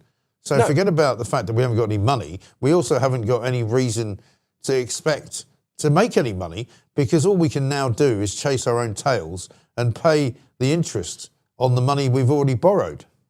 And the interest on the money we've already borrowed is much more than we spend on education. It's much more than we spend on defence. And bearing in mind that, one, we really need to educate our children, because we're not doing that at the moment. They're ill-informed and riddled with propaganda. So we really need to invest in education to save that generation. But two, we also really need to invest in defence, don't we? Because we are looking at hostile states and now. We have no defence right now. I mean, I said this in the week to somebody else. If, for example, the Iranians decided to launch a few drones at us or a few missiles, we don't even have what they've got in Dubai. They don't. Well, what they've got in Israel, we don't have a dome system. We don't have an ability to stop a missile. If they fired a missile into this studio here in central London, everybody'd be dead. You know, I'm sorry to be the harbinger of bad news, but you know, if it was Tel Aviv, they'd stop it before it hit the building. If it was in Dubai, they'd stop it before it hit a building. In London, they wouldn't stop it before it hit a building. It would hit the building. No, and of course this will escalate. This will be. It is by definition now a European war because I know it's Cyprus, but our airbase was struck by Cyprus, Totally. so that escalates it. We are on a war footing, whether Keir Starmer likes it and whether the government likes it or not. We are on a war footing, actually. But my concern is as well that war is going to be a 21st century war, which is going to be a dirty urban guerrilla war, which is going to be played out on the streets of Britain because we have so many people who worship the Iranian, quite literally, religious worship the Iranian regime and have absolute, complete and total allegiance to the Iranian regime and will fight against us from within this country. So it's all doom and gloom this morning, isn't it, Mike? But that is the reality, okay? And that idea of Islamism is something that now with the new definition of Islamophobia and the SAR, which defines the term as Islamophobia as anti-Muslim sentiment, i.e. puts it on a personal footing. So you are not allowed to say anything now because if it's personal, then it's hate crime. That is terrible. But yet we still have so many Islamists in the country. So we really need to be able to have this conversation because from the war, we have this urban guerrilla situation now, which will escalate. We will get terror incidents. We will get atrocities. So we need to be able to talk about that. And we're not able to talk about that because of this mechanism of Islamophobia, which comes from the Muslim Brotherhood. It's just really, really worrying. Violence, intimidation, civil unrest are on the horizon. And it feels as though the government is stopping us doing anything about it because what we need to do is have an open and honest conversation about where we stand with this stuff. Exactly right. And I've been quite surprised, actually, in a way, not just because of what's happened in Iran in the last couple of weeks, but actually we've been fortunate, and I don't think that's maybe not the right word, but there hasn't been any kind of terrible terrorist atrocity in Britain now for a while. And considering the people that live here, I'm quite surprised that that's the case. And I can only assume that hopefully it's down to the fact that we've got a reasonably alert security service who are actually solving quite a lot of these problems before they get to any point of danger, But yeah, I mean, I'm constantly surprised and I'm always expecting something horrible to happen. Yeah, that's the new reality of living in UK 2026, isn't it? And it never used to be like this. Even 10 years ago, it didn't used to be like this. I mean, we've been talking across all media about the big kind of mass prayer in Trafalgar Square. If you would have said, I felt really uncomfortable with that. Yeah, if you would have said to me 10 years ago, there is going to be a great big mass prayer in Trafalgar Square, and it isn't just the act of the very kind of public act of dominance, I think, as saying, and I think Nick Timothy is right there. It's also the content of the prayers, which deny all other religions and denies Christianity. And I was in, as you know, I work in Westminster, and I was just down there near Tufton Street a couple of weeks ago. And there was a guy in front of me. He just stopped in the middle of the road, whipped a mat out and got down on his hands and knees, backside in the air, and started praying in the road. Now, what's going on there? There is something going on there. You don't need to do that. I don't want to stop people praying in private or in places of. But when you're doing it in the road, you are making a statement. And it isn't a spiritual statement. It's a political statement. It's an ideological statement. And it's something that really you could, it's in a way, it approaches conquest, doesn't it? And it's very, very. I had a similar experience, although perhaps it's unkind to single the guy out. But I used to when I used to work at Talk, I'd get a cab in the morning and a guy would come and pick me up in my street. And I came out one morning to get in this cab and I saw the guy was on the ground and I thought, he's got a flat tyre or something. Oh, great, you know, it's going to look like we're going to be, you know, stuck here or something. I'm going to have to figure out a different way of getting to work. And as I got closer, I realised he was praying. And he'd got out of the car and he was on a mat. And I said, well, at least I know where Mecca is now because it was that way.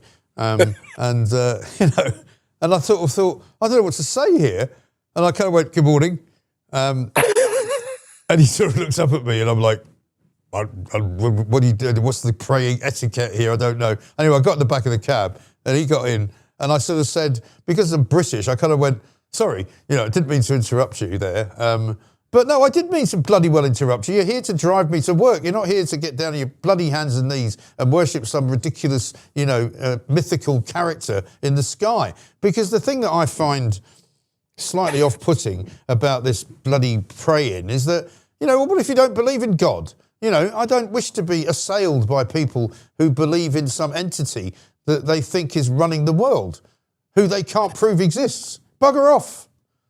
Yeah, but it just shows how quickly things are moving, doesn't it? Because we never really, in public life and certainly in the media, we never used to really think about religion that much. We were very much a secular society, and now religion is very much on the you know, on the agenda again, but very, very aggressively on the agenda. We're at the end of Ramadan now, haven't we? And it's probably safe to say that Ramadan now is the official you know, festival of the UK. It's absolutely the most high profile festival of the UK, with every politician tweeting about it every 2 seconds. And there's Ramadan lights now that Sadiq Khan puts up in London. Yeah, and again, this I come back to this praying thing, which, you know, is really, you can't frame it in any other way. It's an act of aggression and dominance, because you have to think about the broader situation and the broader context, and the broader context is that Islamists are 75% of the Prevent watch list. There is a sense that, you know, there's a spiritual aspect to Islam, but there's also a political aspect to Islam, and we can't get away from that, even though it's uncomfortable to talk about it, and we're not really allowed to talk about it. But you can't help thinking about it when you see a mass gathering in a public space that isn't a religious space, and you think, what would happen if Jews or Christians gathered in that space and did exactly the same thing at the same level and intensity? Then there would have to be so much security, because Islamists would want to attack them. Yeah, I know. It's a very odd world we currently live in, is all I can say. And, you know, it's not going to get any better, I don't think, for the foreseeable, is it? No, I don't think it is. And I kind of, again, I don't want to be all doom and gloom, but it's the news agenda kind of pushes you into a certain situation, and you have to talk about these things. The really, really difficult thing is, if we don't talk about these things, then we are going to be always on the back foot, and we won't have the mechanisms, we won't have the toolkit to say, actually, no, I don't want to live in a fundamentalist religious society. I'm fine for people to have their religions in kind of places of worship and private. I'm perfectly fine for all of that. But what I don't want is it foisted on me because I don't believe in it. It's as simple as that. And this is supposed to be a free society. I am allowed and free, I believe, at the moment, not to believe in Allah. It's as simple as that. Right. And if that isn't the case in the future, then my God, we're in a mess. Exactly right. Philip, great to see you. Have a wonderful weekend. We shall keep our chins up no matter what. Philip Kisley there with his view on the world, similar to mine, really. It's not, you know, it's not about freedom of expression. It's not about what's wrong with free speech and all that. I don't wish to see people mass gathering generally in anything. You know, I'm not a big fan of that. London has become this kind of exhibition centre for bloody demonstrations. I mean, every weekend now there's some kind of demo or other going on. And I know that you're probably going to think I've gone mad, but I would just say, you know what? How about for a month in October, we don't have any. We just don't have any. I don't care whether they're, in support of Tommy Robinson. I don't care whether they're in support of Iran, of Palestine, of Israel. I'm a completely, neutral zone when it comes to that. I just would be nice if we didn't have to, navigate our way around every bloody weekend, another demonstration. Let's talk to Paul Embry. He's a trade unionist. He's a former firefighter and broadcaster as well, of course. Paul, very good morning to you. Welcome to the new Mike Graham Show. Good morning, Mike. Good to be nice, with you. Nice to see you.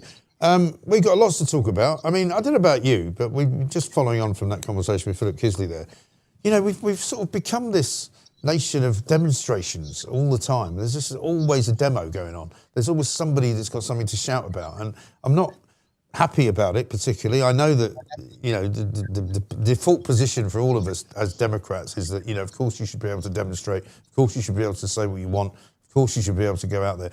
But it's getting a bit ridiculous, isn't it? Well, I mean, on the principle, yes. I mean, what you said there is very important. We have the right to freedom of assembly in this country. Yeah. We have the right to freedom of protest, to demonstrate for the things that we believe in. And that's a right that we should cherish. And as a lifelong trade unionist, I've taken part in many demonstrations over the course of the years, some of which have been fairly successful, some of which less so. So I absolutely defend the right. I think, however, and I know Philip, and I was listening with interest to your discussion with him. I saw him give a talk recently, actually. It was a very, very interesting discussion. I think what's happening at the moment, Mike, in terms of demonstrations, is that they are reflective of what I would call the communal sectarianism in our country, which has broken out. And actually, they're not so much the kind of bread and butter demonstrations in the past, the CND against nuclear weapons or trade unionists campaigning for better pay. They tend to reflect instead some of the deep fault lines and divisions in our society. And I think the reality is that we are kind of in a process of slow social disintegration in our country, where we have pockets of different people from different backgrounds and different cultures with different priorities and different demands and wishes, who often are not in contact and have no relationship with other groups who are making kind of similar demands.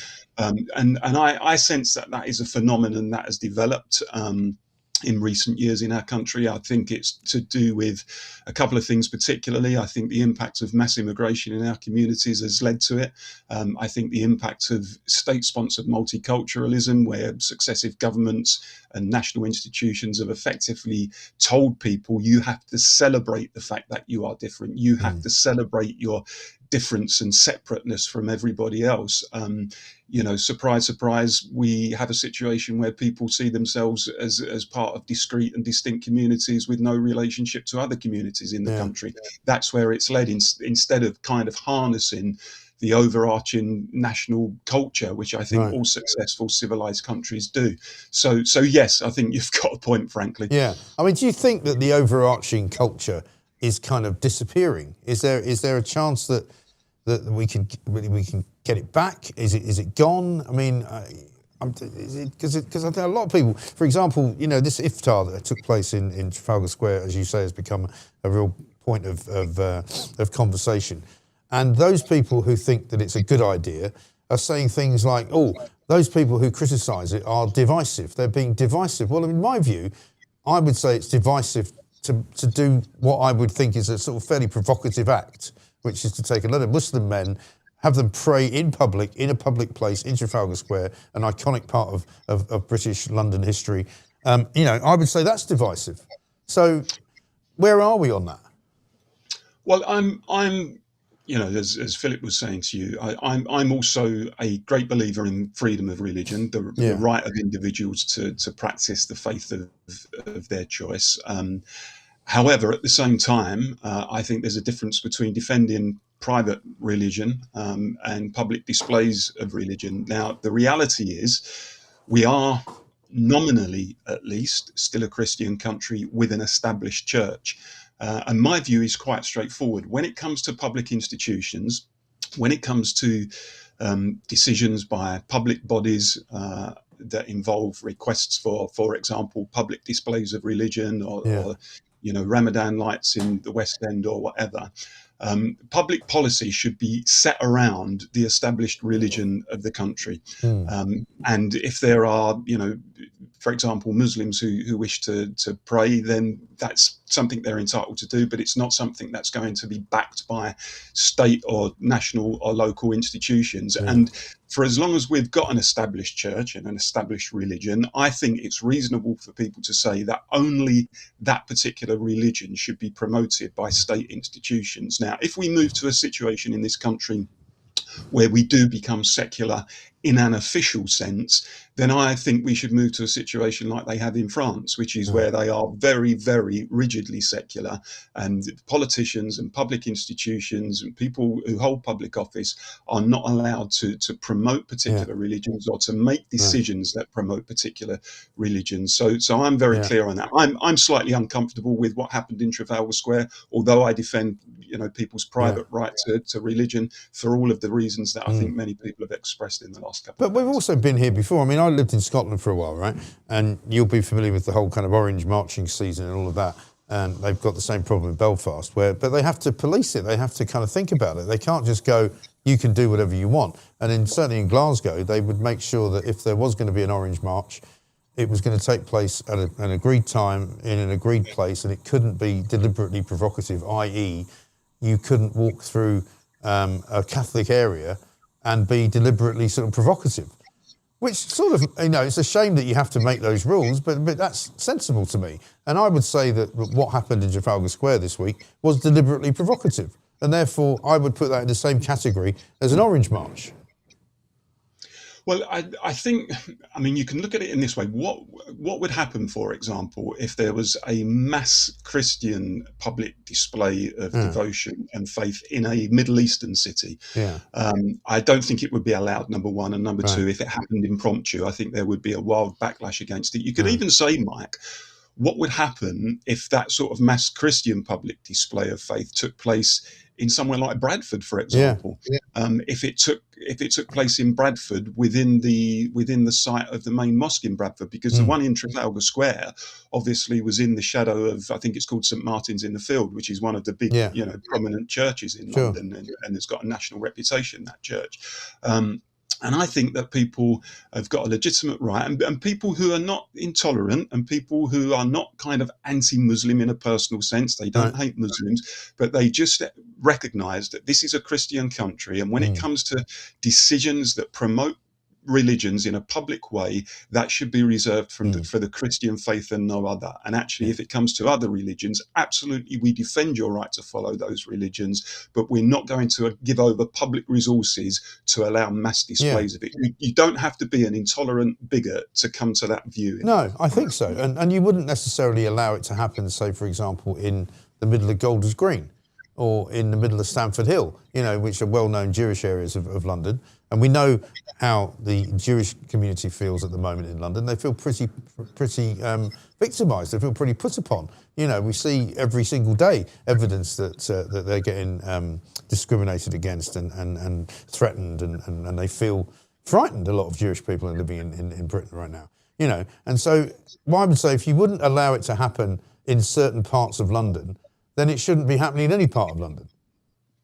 I think we're kind of in the danger area, and I've expressed this recently. We're in the danger area of perhaps heading towards what I've called the Lebanonization of Britain, where we are so divided now along religious, cultural, and ethnic lines that will sooner or later end up being reflected in the way that we govern ourselves, where there are different seats in Parliament, for example, reserved for people from certain cultures and religions and ethnicities, and others for others, and almost as if we are growing apart and disintegrating, that becomes the natural conclusion. And I think if that does happen, I don't want to scaremonger and say, we're on the brink of civil war, although some people have suggested that. I don't necessarily think that's happening. I do just think, however, there will be a gradual recognition that we are growing into these different identity groups with different competing interests, and sooner or later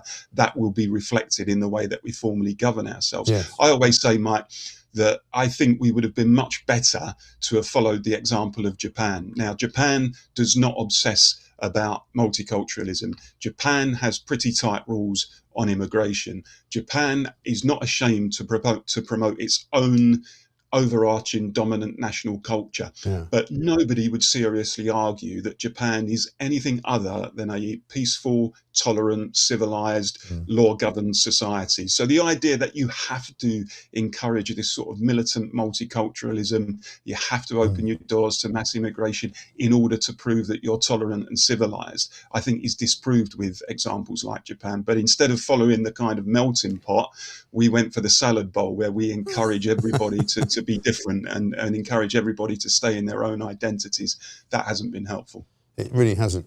Looking at your Twitter account this week, Paul, you've been quite critical, it seems, if I'm not getting the wrong end of the stick, of the Donald Trump Iran situation in terms of what the Americans are doing. What's your take on it at the moment?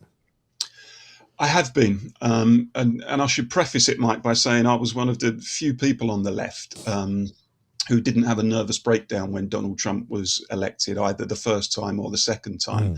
And actually, I argued that as much as I didn't like the man on a personal level, I think, the language he spoke around things like reindustrialization and challenging mass immigration and challenging the woke agenda was actually quite welcome and quite encouraging. But in many respects, he's been the worst advocate of his own cause because of the way that he conducts himself personally, and because of the way he just alienates his allies, and he denigrates his allies and so on. And I think that this particular military adventure runs the risk of being probably one of the biggest blunders in recent times. I mean, I should say, by the way, I've got no time for the theocratic regime in Iran, and I think the Iranians would be better off without that regime. But I don't think that you can bring about regime change simply from the sky. I think there was a deal in place over nuclear development, which Iran was largely adhering to. So I think Trump was wrong to rip up that deal. And I think now he's on the brink potentially of him and Netanyahu of triggering a worldwide recession and ending up in a long drawn out military campaign that I think is going to inflict huge personal damage on people and huge economic damage on the world. And I think it's been fundamentally a bad decision by him and Netanyahu. But how does he get out of it now? Because if what you're saying is true, and I don't disagree with a lot of it actually, we are where we are, as they say. What does he do now? Well, I think, this is the thing. I think he's in a real bind, because I think that if he walks away now, even if he declares victory, which he probably would, because that's the nature of Donald Trump, I think the rest of the world will see it as a retreat. I mean, he couldn't seriously paint it as a victory if Iran is still firing weapons, which it probably would be. And if Iran and Israel are still at war and Donald Trump says, "We've won, guys, we're now turning and going home," it just would not be credible. But at the same time, if he digs in for the long haul, and he may be inclined to do that, he will then, I think, see a draining of his support base at home. The MAGA people who were enthused by his commitment to end the forever wars. There will be no new wars. We're fed up with getting involved in wars in the Middle East, spending billions of pounds, having our soldiers lose their lives. We're going to see an end to that. This is a complete U-turn in that regard. So if he digs in, I think he will lose support at home, and there's no guarantee there will be a military victory there either. So he's in a real kind of difficult situation. And obviously, if he does dig in, the Strait of Hormuz doesn't look like it's going to open anytime soon. So we're seeing the price of oil shooting up, and gas now as well. We're going to see inflation rising. So when Americans start to feel that at home, as inevitably they will at some point, then I think he's facing a real difficult domestic situation. And, there's an argument to say, certainly Rubio said it, that Israel had effectively dragged them in to the war. And I think that there will be questions asked about, whether it's right that a country such as Israel, and I defend the Israeli state, by the way, as an entity, I think it's got a right to exist. I believe in the two-state solution with Palestine. But if you've got a small country like Israel, dragging a large country like America into war, I think serious questions need to be asked about that, and I think the Americans will start shining a light on that. I wonder if America leaves it to Israel just to carry on, because Netanyahu was speaking last night about how, you can't just say they haven't got a nuclear device yet, so let's not worry about it. They haven't got ballistic missiles yet that they can send to Florida, so let's not worry about it. His view is we've got to take these people out before they get to that point, because that's when it gets really dangerous. And somebody said to me earlier today, if they did have a nuclear device, they'd probably have fired it at Israel. They probably would have done. So I wonder if Trump's way out is to say to Netanyahu, you carry on with the war, you know what you want to do, and we will kind of support you in that endeavour, but we will no longer be part of the kind of attack force, if you like.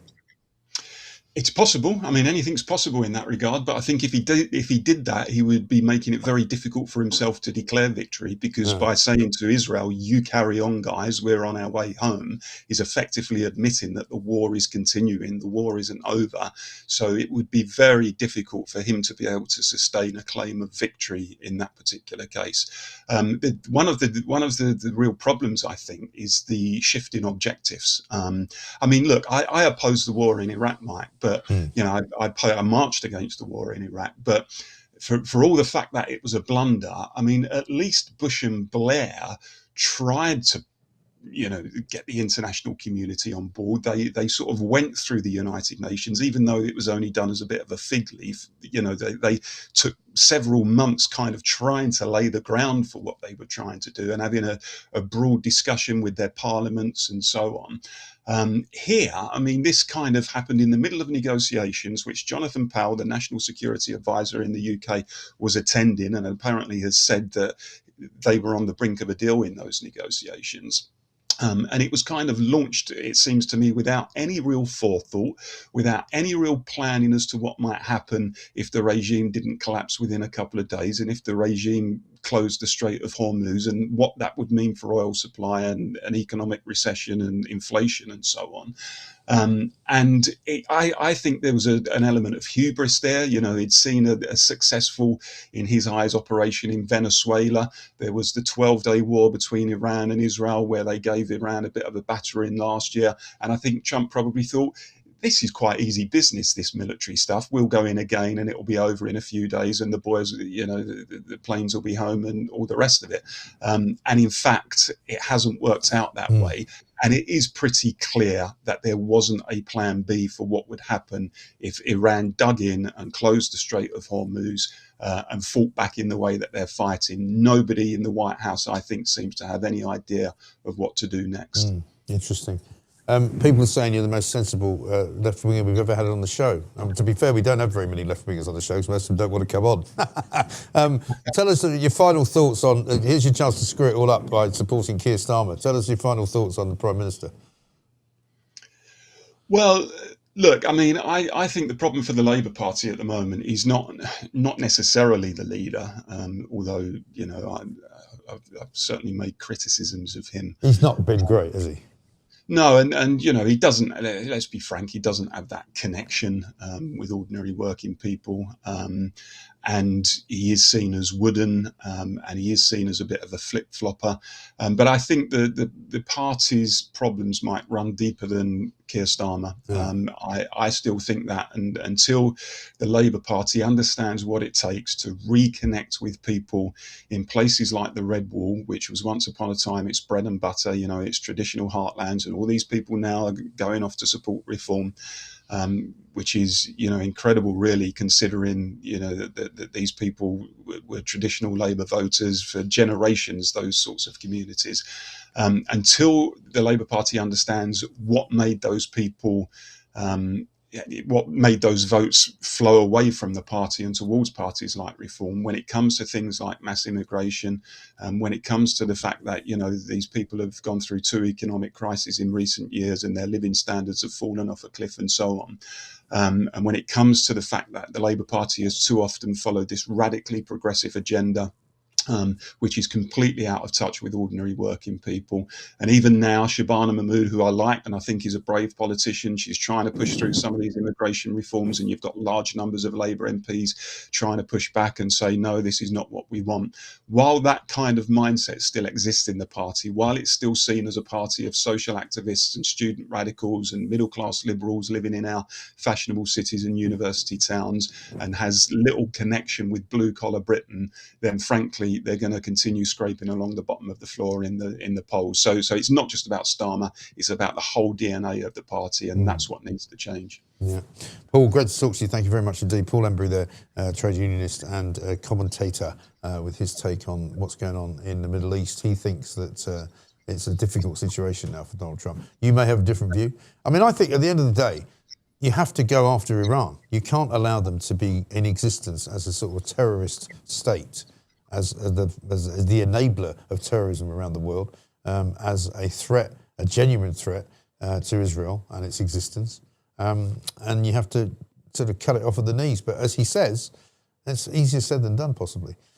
Got a few super chats coming in and some other comments too. Yeah, shall we do them? Have a look. Here we go. Man from Kernow says, Mike's not noticed the sign yet. What sign? Morning, Mike. Raise the sign. Take a look over your right shoulder. Oh, there it is. It's back. I didn't even know. You didn't tell me, Pooch. You said it was coming. Pooch told me it was coming. The sign looks a lot clearer than before and very smart. Mike is totally unaware of it. Well, now I know it. I've seen it. I can see it. The thing is, you can't tell what I can see, you see, because when I look into the monitor, it's a completely green screen. Feel free to disagree with the guest's arguments, but personal insults and bad language will result in a ban. That's from Pooch. That's on the. Is that on the chat? Yeah. I mean, listen. We're all entitled to our opinions. I mean, somebody posted something to me the other day suggesting, and I don't even know if it's true, that in the abortion bill that was voted upon in Parliament yesterday, that Claire Fox voted for it. All right. And somebody said, "What do you think of this?" And I said, "Well, one, I don't know because I haven't spoken to her about it. But two, there's nothing wrong with people having a different view. There's nothing wrong with people disagreeing with you. I don't expect everyone to agree with me. Yes, I'm a very sensible individual, and yes, I'm usually right. But it doesn't mean that you can't have a different opinion. Paul Embry there is a lefty. It's the first time we've had him on the new show. I used to get him on the old show, not that many times, but, he's a very sensible guy. I don't agree with some of the things that he says. But that doesn't mean I'm going to call him a bad name or, start banning him from coming on the show. That's not what we do. The whole point about the world in which we live is that the reason there's a problem is because so many people only want to talk to other people that they agree with. Well, try talking to people you don't agree with and see how you get on. It's immature and childish launching personal attacks on people because you don't share their opinion, says John. Quite right. Absolutely right. A round of applause for John Evans, 4479. Keith Stalin is the Prime Minister. Oh, right. Yeah, that's what I nicknamed him that. You can't read that. No. I don't know what the secretary is either. No, neither do I. I don't understand that. Yeah, I think you can get that in Chinatown. Pork sword and some fried rice, please, and a pork sword. Anyway, do you know what I want to do as well, if we can, before we get to the end of the show today, because we haven't done enough of it. Quite a few people are sending me notes on Substack saying that, and for those of you who are on Substack, by the way, I hope you're enjoying the experience because we've recently hired somebody to kind of look after Substack for us, who is part of the team, who is trying to make sure that everybody who's got questions and or issues can get them sorted out. But a few people have been mentioning on Substack that they've sent things into the studio and have we got them or have we opened them? So we're going to try and work our way through some more of Mike's sack. Founding members, by the way, of Substack. Pooch has come up with a plan, and in conjunction with the new team member, we're going to do something special for you at the show, the live show, which is May the 6th. Pooch will put the poster up very shortly. But me and Lewis McLeod, we're going to have Carol Decker there from Tapau. We're going to have the Right Said Fred boys are going to be there as well. Lewis McLeod, of course, the brilliant impressionist. Intel Lady as well is going to be there. And we're going to have a blast. It's going to be fantastic. 6th of May, Shepherd's Bush Empire. Tickets still available on Ticketmaster, right? But if you're a founding member of Substack, which means you were there from the very start, we will be doing a little drinks reception, I think. Is that right? Yeah. And you also be able to come in and watch the sound check. Stand on, maybe do some pictures on the stage. It'd be great. It'd be really fun. So we're looking forward to that very much. So should we do the what's in Mike's sack thing? Because you've got a little, there we go, look at that. We're starting to get good. You've got mail. So this is a nice piece of kit. There's a bit of a green paper. Oh, look, it could be a heron. What a surprise. No? It looks like a heron. This looks like a heron. It's all wrapped up. Oh, this is lovely. Look at that. That is really nice. It's a glass heron. Wow. This is really lovely. Look at this. Check it out. Look at that. It's like a green chartreuse heron. That's nice. Thank you very much indeed. There's a card and a little... You could wear that as a bow, couldn't you? What do you think? It's a bit effeminate, I suppose. Which is also fine. This is a enjoy your gift from Etsy. See, I do this all the time. I don't know what Etsy is. It's a marketplace. Oh, you do? Because I've already done it a couple of times where I've gone to thanks Etsy. Yeah. And people go, no, that's not who it came from. So the person it came from, hopefully, is inside this card here. Oh, hang on. Can't get it out. Yeah, I've got one. But you've moved it. I know it's there. He's been getting a bit fed up with me this week, Pooch. This is one from Cindy Smith. Oh, Cindy in Michigan. Right. Mike, you are the best at what you do. Thank you for your teaching me things, the laughs, the joy, the touching my life more than you know. That's lovely. Is that so? So did you send me the heron? That's lovely. Thank you, Cindy. Very nice. I've got something else over here. Hang on. What have we got here? A lot of bubble wrap today. Oh, I know what this is. I can see what this is. He's going to like this a lot. I'm looking forward to seeing Ziggy later on, actually. Look at this, herring fillets. There he is. Herring fillets in tomato sauce. Very nice. I might eat those. Maybe we should keep them here in case we get a bit peckish. Cindy, just for you, Mike. Thank you very much. Beautiful. Is there anything else? Should we do any more? Oh, sorry, yeah. Yeah, my apologies. Yeah, here it is. It says, Dear Mike, I would firstly like to congratulate you on your show. Beyond brilliant. My wife seems to think that I'm losing my hearing. I completely disagree. Whilst I was in town on my way to the hearing test, I went into a local supermarket and found some herrings that you seem so partial to. Please feel free to share with Ziggy. Paul in Hitchin. Thank you, Paul in Hitchin. Yeah, lovely. Herring fillets from MSC Certified Sustainable Fishery. And they're high in omega-3, apparently. Very good. Yeah, he'll like that. He will literally wolf those down in about 2 nanoseconds. We have. Chris, so we're going to speak now to Christian from Watchmen, obviously, the organisation which is keeping an eye on the migrant situation. And he is an independent journalist. He's a very brave man and somebody who's been out and about, not only from the camps, the migrant camps of Calais, to the mean streets of Manchester and everywhere in between, to be honest. But I think we've got a little video to show first. So before we speak to Christian Drogan, have a look at this. These guys think it's an absolute...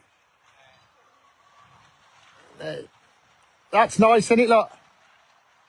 What a guy. You want the ones I've seen on?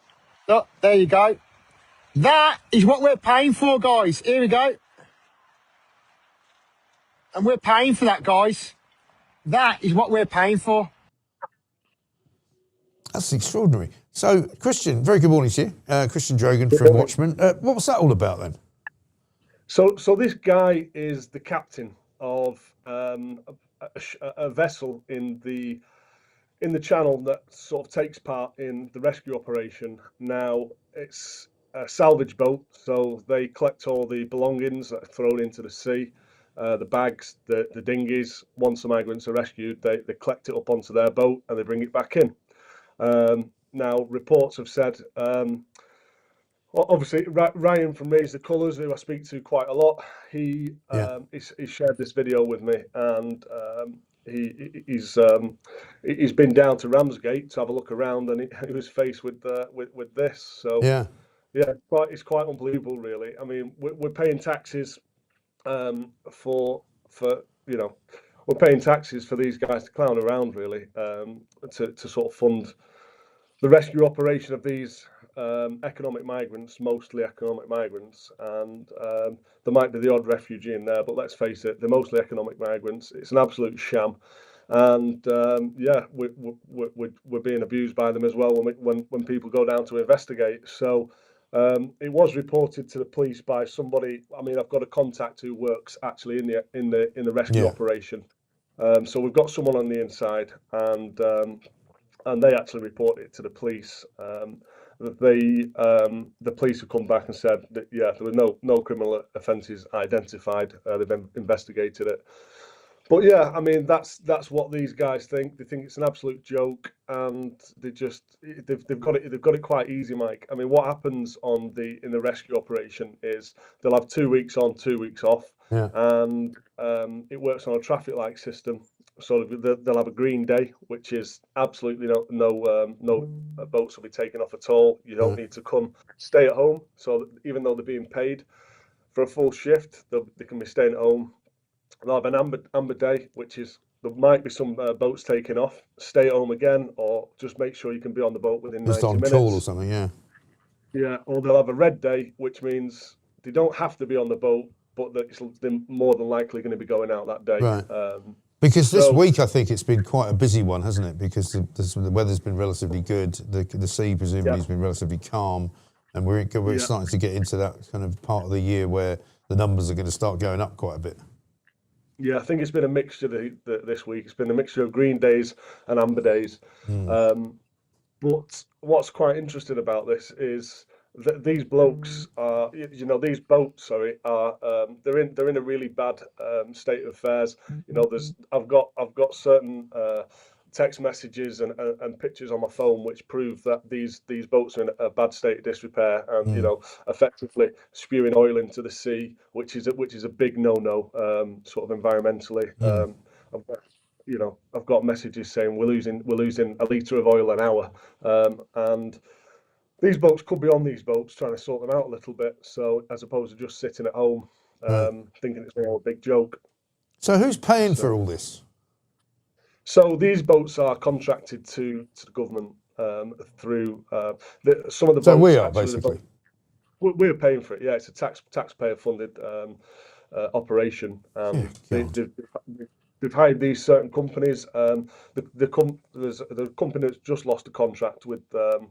There's a company called Seawind that's just lost a contract. I believe it terminates on the 1st of April. They've lost their contract, multi-million-pound contract. But the guys who work for Seawind, they're all panicking now because they know what a good number they're on. They're trying to get over to this other company called Seacat, which is continuing the rescue operations. Right. And so I mean, interesting that Ramsgate is the focus of this, because I noticed this week that there were people being brought into Ramsgate, and it's not somewhere that we've previously sort of looked at. I mean, you might know that Ramsgate's been used for a while, but I think most people assume that the migrants get brought largely into Dover and then kind of dispersed from there. But if they're using Ramsgate, where else are they using? Well, I mean, I was speaking to a lady the other day in Dover, and she actually told me, I'm planning on going meeting this lady. She told me that she's had some migrants get stuck in the back garden, open the patio doors and run straight through a house. So really? we know they're coming in there and being unaccounted for. So that's your small boat arrival that's not in the government stats. No. Well, I mean, you and I have spoken about this before. I mean, I know people in Dungeness, for example, who have told me similar stories, because there's a whole section of land along that southeast coast of Britain, which is very, very flat. where you can land a boat, Pet Level, for example, which you're probably familiar with, which is just down the road from Hastings. As soon as you get sort of east of Hastings, from there until about Rye, Dover area, which is a good probably, 20 or 30 miles, it's completely flat. Yeah. And people have told me before that they've seen dinghies literally just pitching up on the beach and guys just jumping out and running into the town. Yeah, I mean, the latest is that some people who have been sent back under, I think we'd already heard about, they've been coming back over in the boats. The people who've been sent back under Keir Starmer's one in, one out, load of nonsense, let's call it for what it is. They've been found to be coming back in lorries now. Yeah, as well. It's in the Sun today. That yeah. So it's all just a big sham, to be honest. But yeah, the Ramsgate, going back to the point on Ramsgate, it's a big port, and a lot of the lads stay around there, because not necessarily everybody who works on these boats is from Ramsgate. So they have accommodation which is paid for, and they live in the accommodation when they're on shift. Yeah, I mean, it is extraordinary, isn't it? And I think I'm right in saying that so far the numbers of illegals that we know of who have come in since January is a bigger number than it was this time last year. Yeah, that's right. It's of memory, it's 2,600. I'm not sure if any have come in the last day, because they take that long to update the stats. To be fair, normally you would expect it to be done on the evening, pretty much instantly. But they take at least a day and a good morning to update the government stats, which are obviously debatable as well, looking at the amount of boats that come over and certain things we know. That the government stats are definitely we're not quite sure that they're being reported accurately. That's one thing. But yeah, so I've got this super chat from Hev who says some have landed at the Warren in Folkestone. Not sure what the Warren is, but you might know what that is. No, I don't actually. It'll be one. I'll make a note of that, and we'll have a look into it. Yeah. I mean, as I say, the whole south coast is basically, fair game for these guys because they don't know where they're landing, do they? No, exactly. I mean, if anybody is watching who has information on anything whatsoever, not even just on the boats, drop us an email, and that's what we're here to do. We're here to investigate and follow up leads. We want to find the truth and deliver the news. Yeah. So, if people tell us where the email is. We'll stick it up there.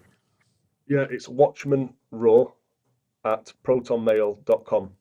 Okay. So they can send us an email, and we'll get back in touch within 24 hours. We check the emails daily. So yes, that's Does that right. look right? Watchmanraw@protonmail.com. That's correct. That's it. Yeah, that's the one. Brilliant. So, and what are you looking at the moment, without giving too much away? Because I know that we don't want to keep things. We want to keep things close to your chest. But I mean, what are you looking at in the next couple of weeks?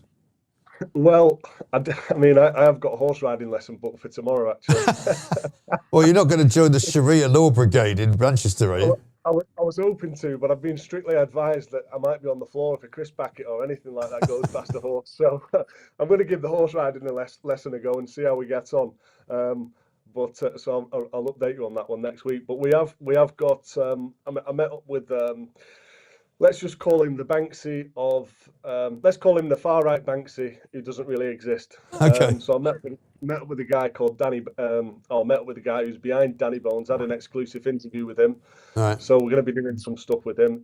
If you've not seen him, have a look at his stuff. It's quite good. The Daily Mail have done a bit of a report on him, and I think he's probably going to end up eating them alive. Living in their heads. Yeah, living in their heads rent free. Let's just say that. And we've got and just to finish off, we've got a major investigation underway, which does involve the illegal immigration coming to the UK. But I can't say any more on that. Okay. But it's a big one. All right, good stuff. I'm told the Warren is a nature reserve, by the way, in Folkestone. So I don't know whether they're landing there and sort of staying there. We shall see. Back to the poll, by the way. What makes you happy? World Happiness Day today. Your dog, your partner, money, or politicians getting fired. Politicians getting fired, still the winner, 39%. 33% your dog, which I think is good. I voted your dog. Exactly right.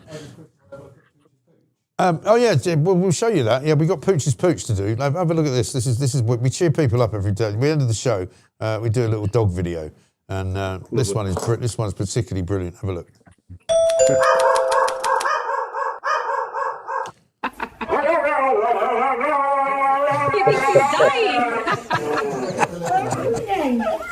okay, Drama King. Why is it quiet? How did you get up there? That is not a place dogs go. Don't fall. You are not a cat. You weigh 60 pounds. Explain yourself. All right, buddy, just a quick temperature check, okay? You're okay, it's done. After reviewing the DNA results, you are not their father.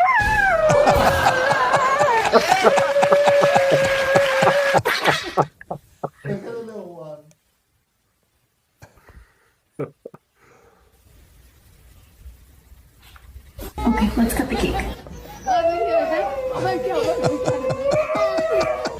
No, that's not for you. Leave the chicken. I'm sorry, we're out of pup cups today. Brilliant. Oh, Apparently, they're like the biggest drama queens of all time, these dogs. I don't know why. What's your dog? My dog is a lurcher. She was rescued. Oh, really? A lurcher? Brilliant. Huge, then. She's a giddy kipper, yeah. And she's also the cat destroyer. Excellent. Don't let your cat out near my dog. That's for sure. What's her name? Rosie. Rosie. And does she? But she must eat quite a lot, I imagine. Oh yeah, she eats plenty. Yeah. Right. I've just got some. I've got some herrings here. I'm going to take them to my Labrador, Ziggy. There's Ziggy. There's him out and about this week, which is great. Listen, Christian, great to see you. Thank you very much indeed for all you do. We'll see you next week. Christian there from Watchman. Should we get that email address again? It's watchmanraw@protonmail.com. If you see anything that you want to tell Christian about or alert him to, give him a heads up, give him a lead. We'll look. He's going to look into that business at Folkestone. And the idea that some of these migrants are turning up in the sort of what did you say it was, a nature reserve? The Warren. Yeah, I don't know what they'd be doing there. A bit weird, isn't it? What about Heron of the Day? Should we do a bit of that? Because we're nearly at the end of the show. I'm delighted, by the way, to see that the sign is back. So thank you, Pooch, for getting that fixed. Because I felt a bit naked without it, to be honest. And look at it. Does it look great? It's like they've improved it. They've actually somehow. There's a dimmer on it. Is there? Yeah, superb. I've really missed it. It looks so much better with the sign. You know. Do you know what I saw the other day? By the way, last night I was sort of going through looking for a couple of old pictures of something to put on online, and I found the first picture of me doing a show in here, but with nothing on the wall. Oh wow! And it looked really weird. You know. Because there are some people who criticise us for having a bit too much clutter. You know, a couple of people have suggested we do a spring clean of some of the herons. I'm not keen on that. I think we look just about right now. I think the amount of stuff behind me is just about right. Yeah, that's the plan. Have a check my hair. Have a look. Look at that. My God, it's really grown, isn't it? Right, I look like Johnny Gould in that. It's really grown. I mean, I do quite like it now, but we are getting a visitation from a hairdresser called Dan. He's coming down next Friday. So this time next week, it will be getting done. And we're going to do it during Plonk of the Week, which this week we filmed yesterday. Oh, yeah, we got Plank Pro, haven't we? We got Lewis Schaefer, crazed Lewis Schaefer. Every time he gets booked, I go, why have they booked him again? But then he's always brilliant. And so here he is, Lewis Schaefer, Plank of the Week. There's no room for a central place right now. There's left or right. There's globalism or there's nationalism. Yeah. And there's no place. It's like during World War II with the I hate to mention. Why'd you keep mentioning him? Because I'm a Jew. That's why. Stop mentioning the war. Don't mention the war. Don't mention the war. I mentioned it once, but I think I got away with it. Yeah. Is that this Churchill isn't saying we'll stand. We'll fight close to the beaches. Right. We're not going to fight all the way on the beaches because we'll fight close to somewhere the near them.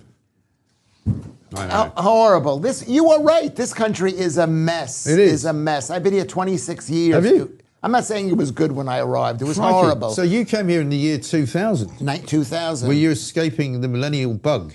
We actually thought the whole country. Do you remember back then, in 1999? Yeah, I remember was at the Dome. Yeah. Do you remember when they did that big party at the Dome? Yeah. On New Year's Were you Eve, there? 1999. I was there, yeah. Yeah. So much so that actually my daughter, who was then about 6 or 7, we got called into the school by the school head, who said, primary school in Wiltshire, who said, we got a problem with your daughter. The mother was like, well, what do you mean? Well, we think she's turning into a bit of a fantasist. I said, really? What do you mean by that? And she said, well, she keeps telling everyone she's going to the Millennium Dome party at New Year's Eve, and everybody knows that's only for famous people and, politicians. And I went, well, I'm going. And she went, are you? And she was so mortified. I was like, how dare you call me in here and accuse my daughter, who's 6, of being a fantasist? Oh, horrible, bless her. ghastly old So wizard you weren't dog witch. famous at that time. I Mike. was in the newspaper business, so I got invited. And Right. in fact, it should have been a harbinger for how crap the new century was going to be, because they got it so badly wrong that they sent everybody on a train to Stratford, which was beyond the O2 in Greenwich, where it was going on. And they had us all go through a security arch, because the Prime Minister was there. I think the Queen was there. It was a very heavily, policed event. But it took so long to get everybody through this one security arch that we all got there just about in time for the bells at midnight. So, plank of the week, I should say, tonight, 7 p.m. It's been quite an interesting week, this, because every day this week, both Pooch and I have thought it was a different day. Yeah. And now that it is actually Friday, I don't know that it's Friday. That feels like Monday. I don't know what it feels like. But yes, we thought it was Friday yesterday. Tuesday I thought it was Wednesday. And so it's all over the place. Anyway, thank you very much indeed for watching. We've had another fantastic week. So plank of the day tonight, 7. Tomorrow, plonk of the day, of course. We're also going to put out the sermon, aren't we, of the bishop, which we're going to do as a standalone scenario. This is the bishop's letter to the king about Christianity and about preserving it. And just before we go, let's do Heron of the Day.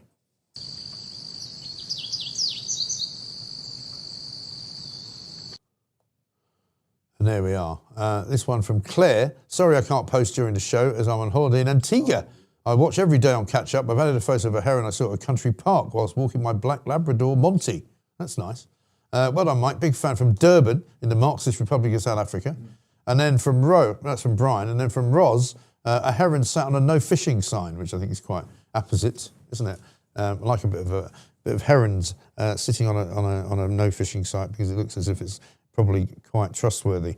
There's the sign. There's the big poster for Mike Graham and Friends, and the Real Home of Common Sense. It's basically the Mike Graham Show live now at the O2 Shepherd's Bush Empire, London, Wednesday the 6th of May. It's a fully seated show, and if you are a founding member of the Substack group and the organisation that is the MikeGrahamShow.com, you can get yourself along and we'll look after you.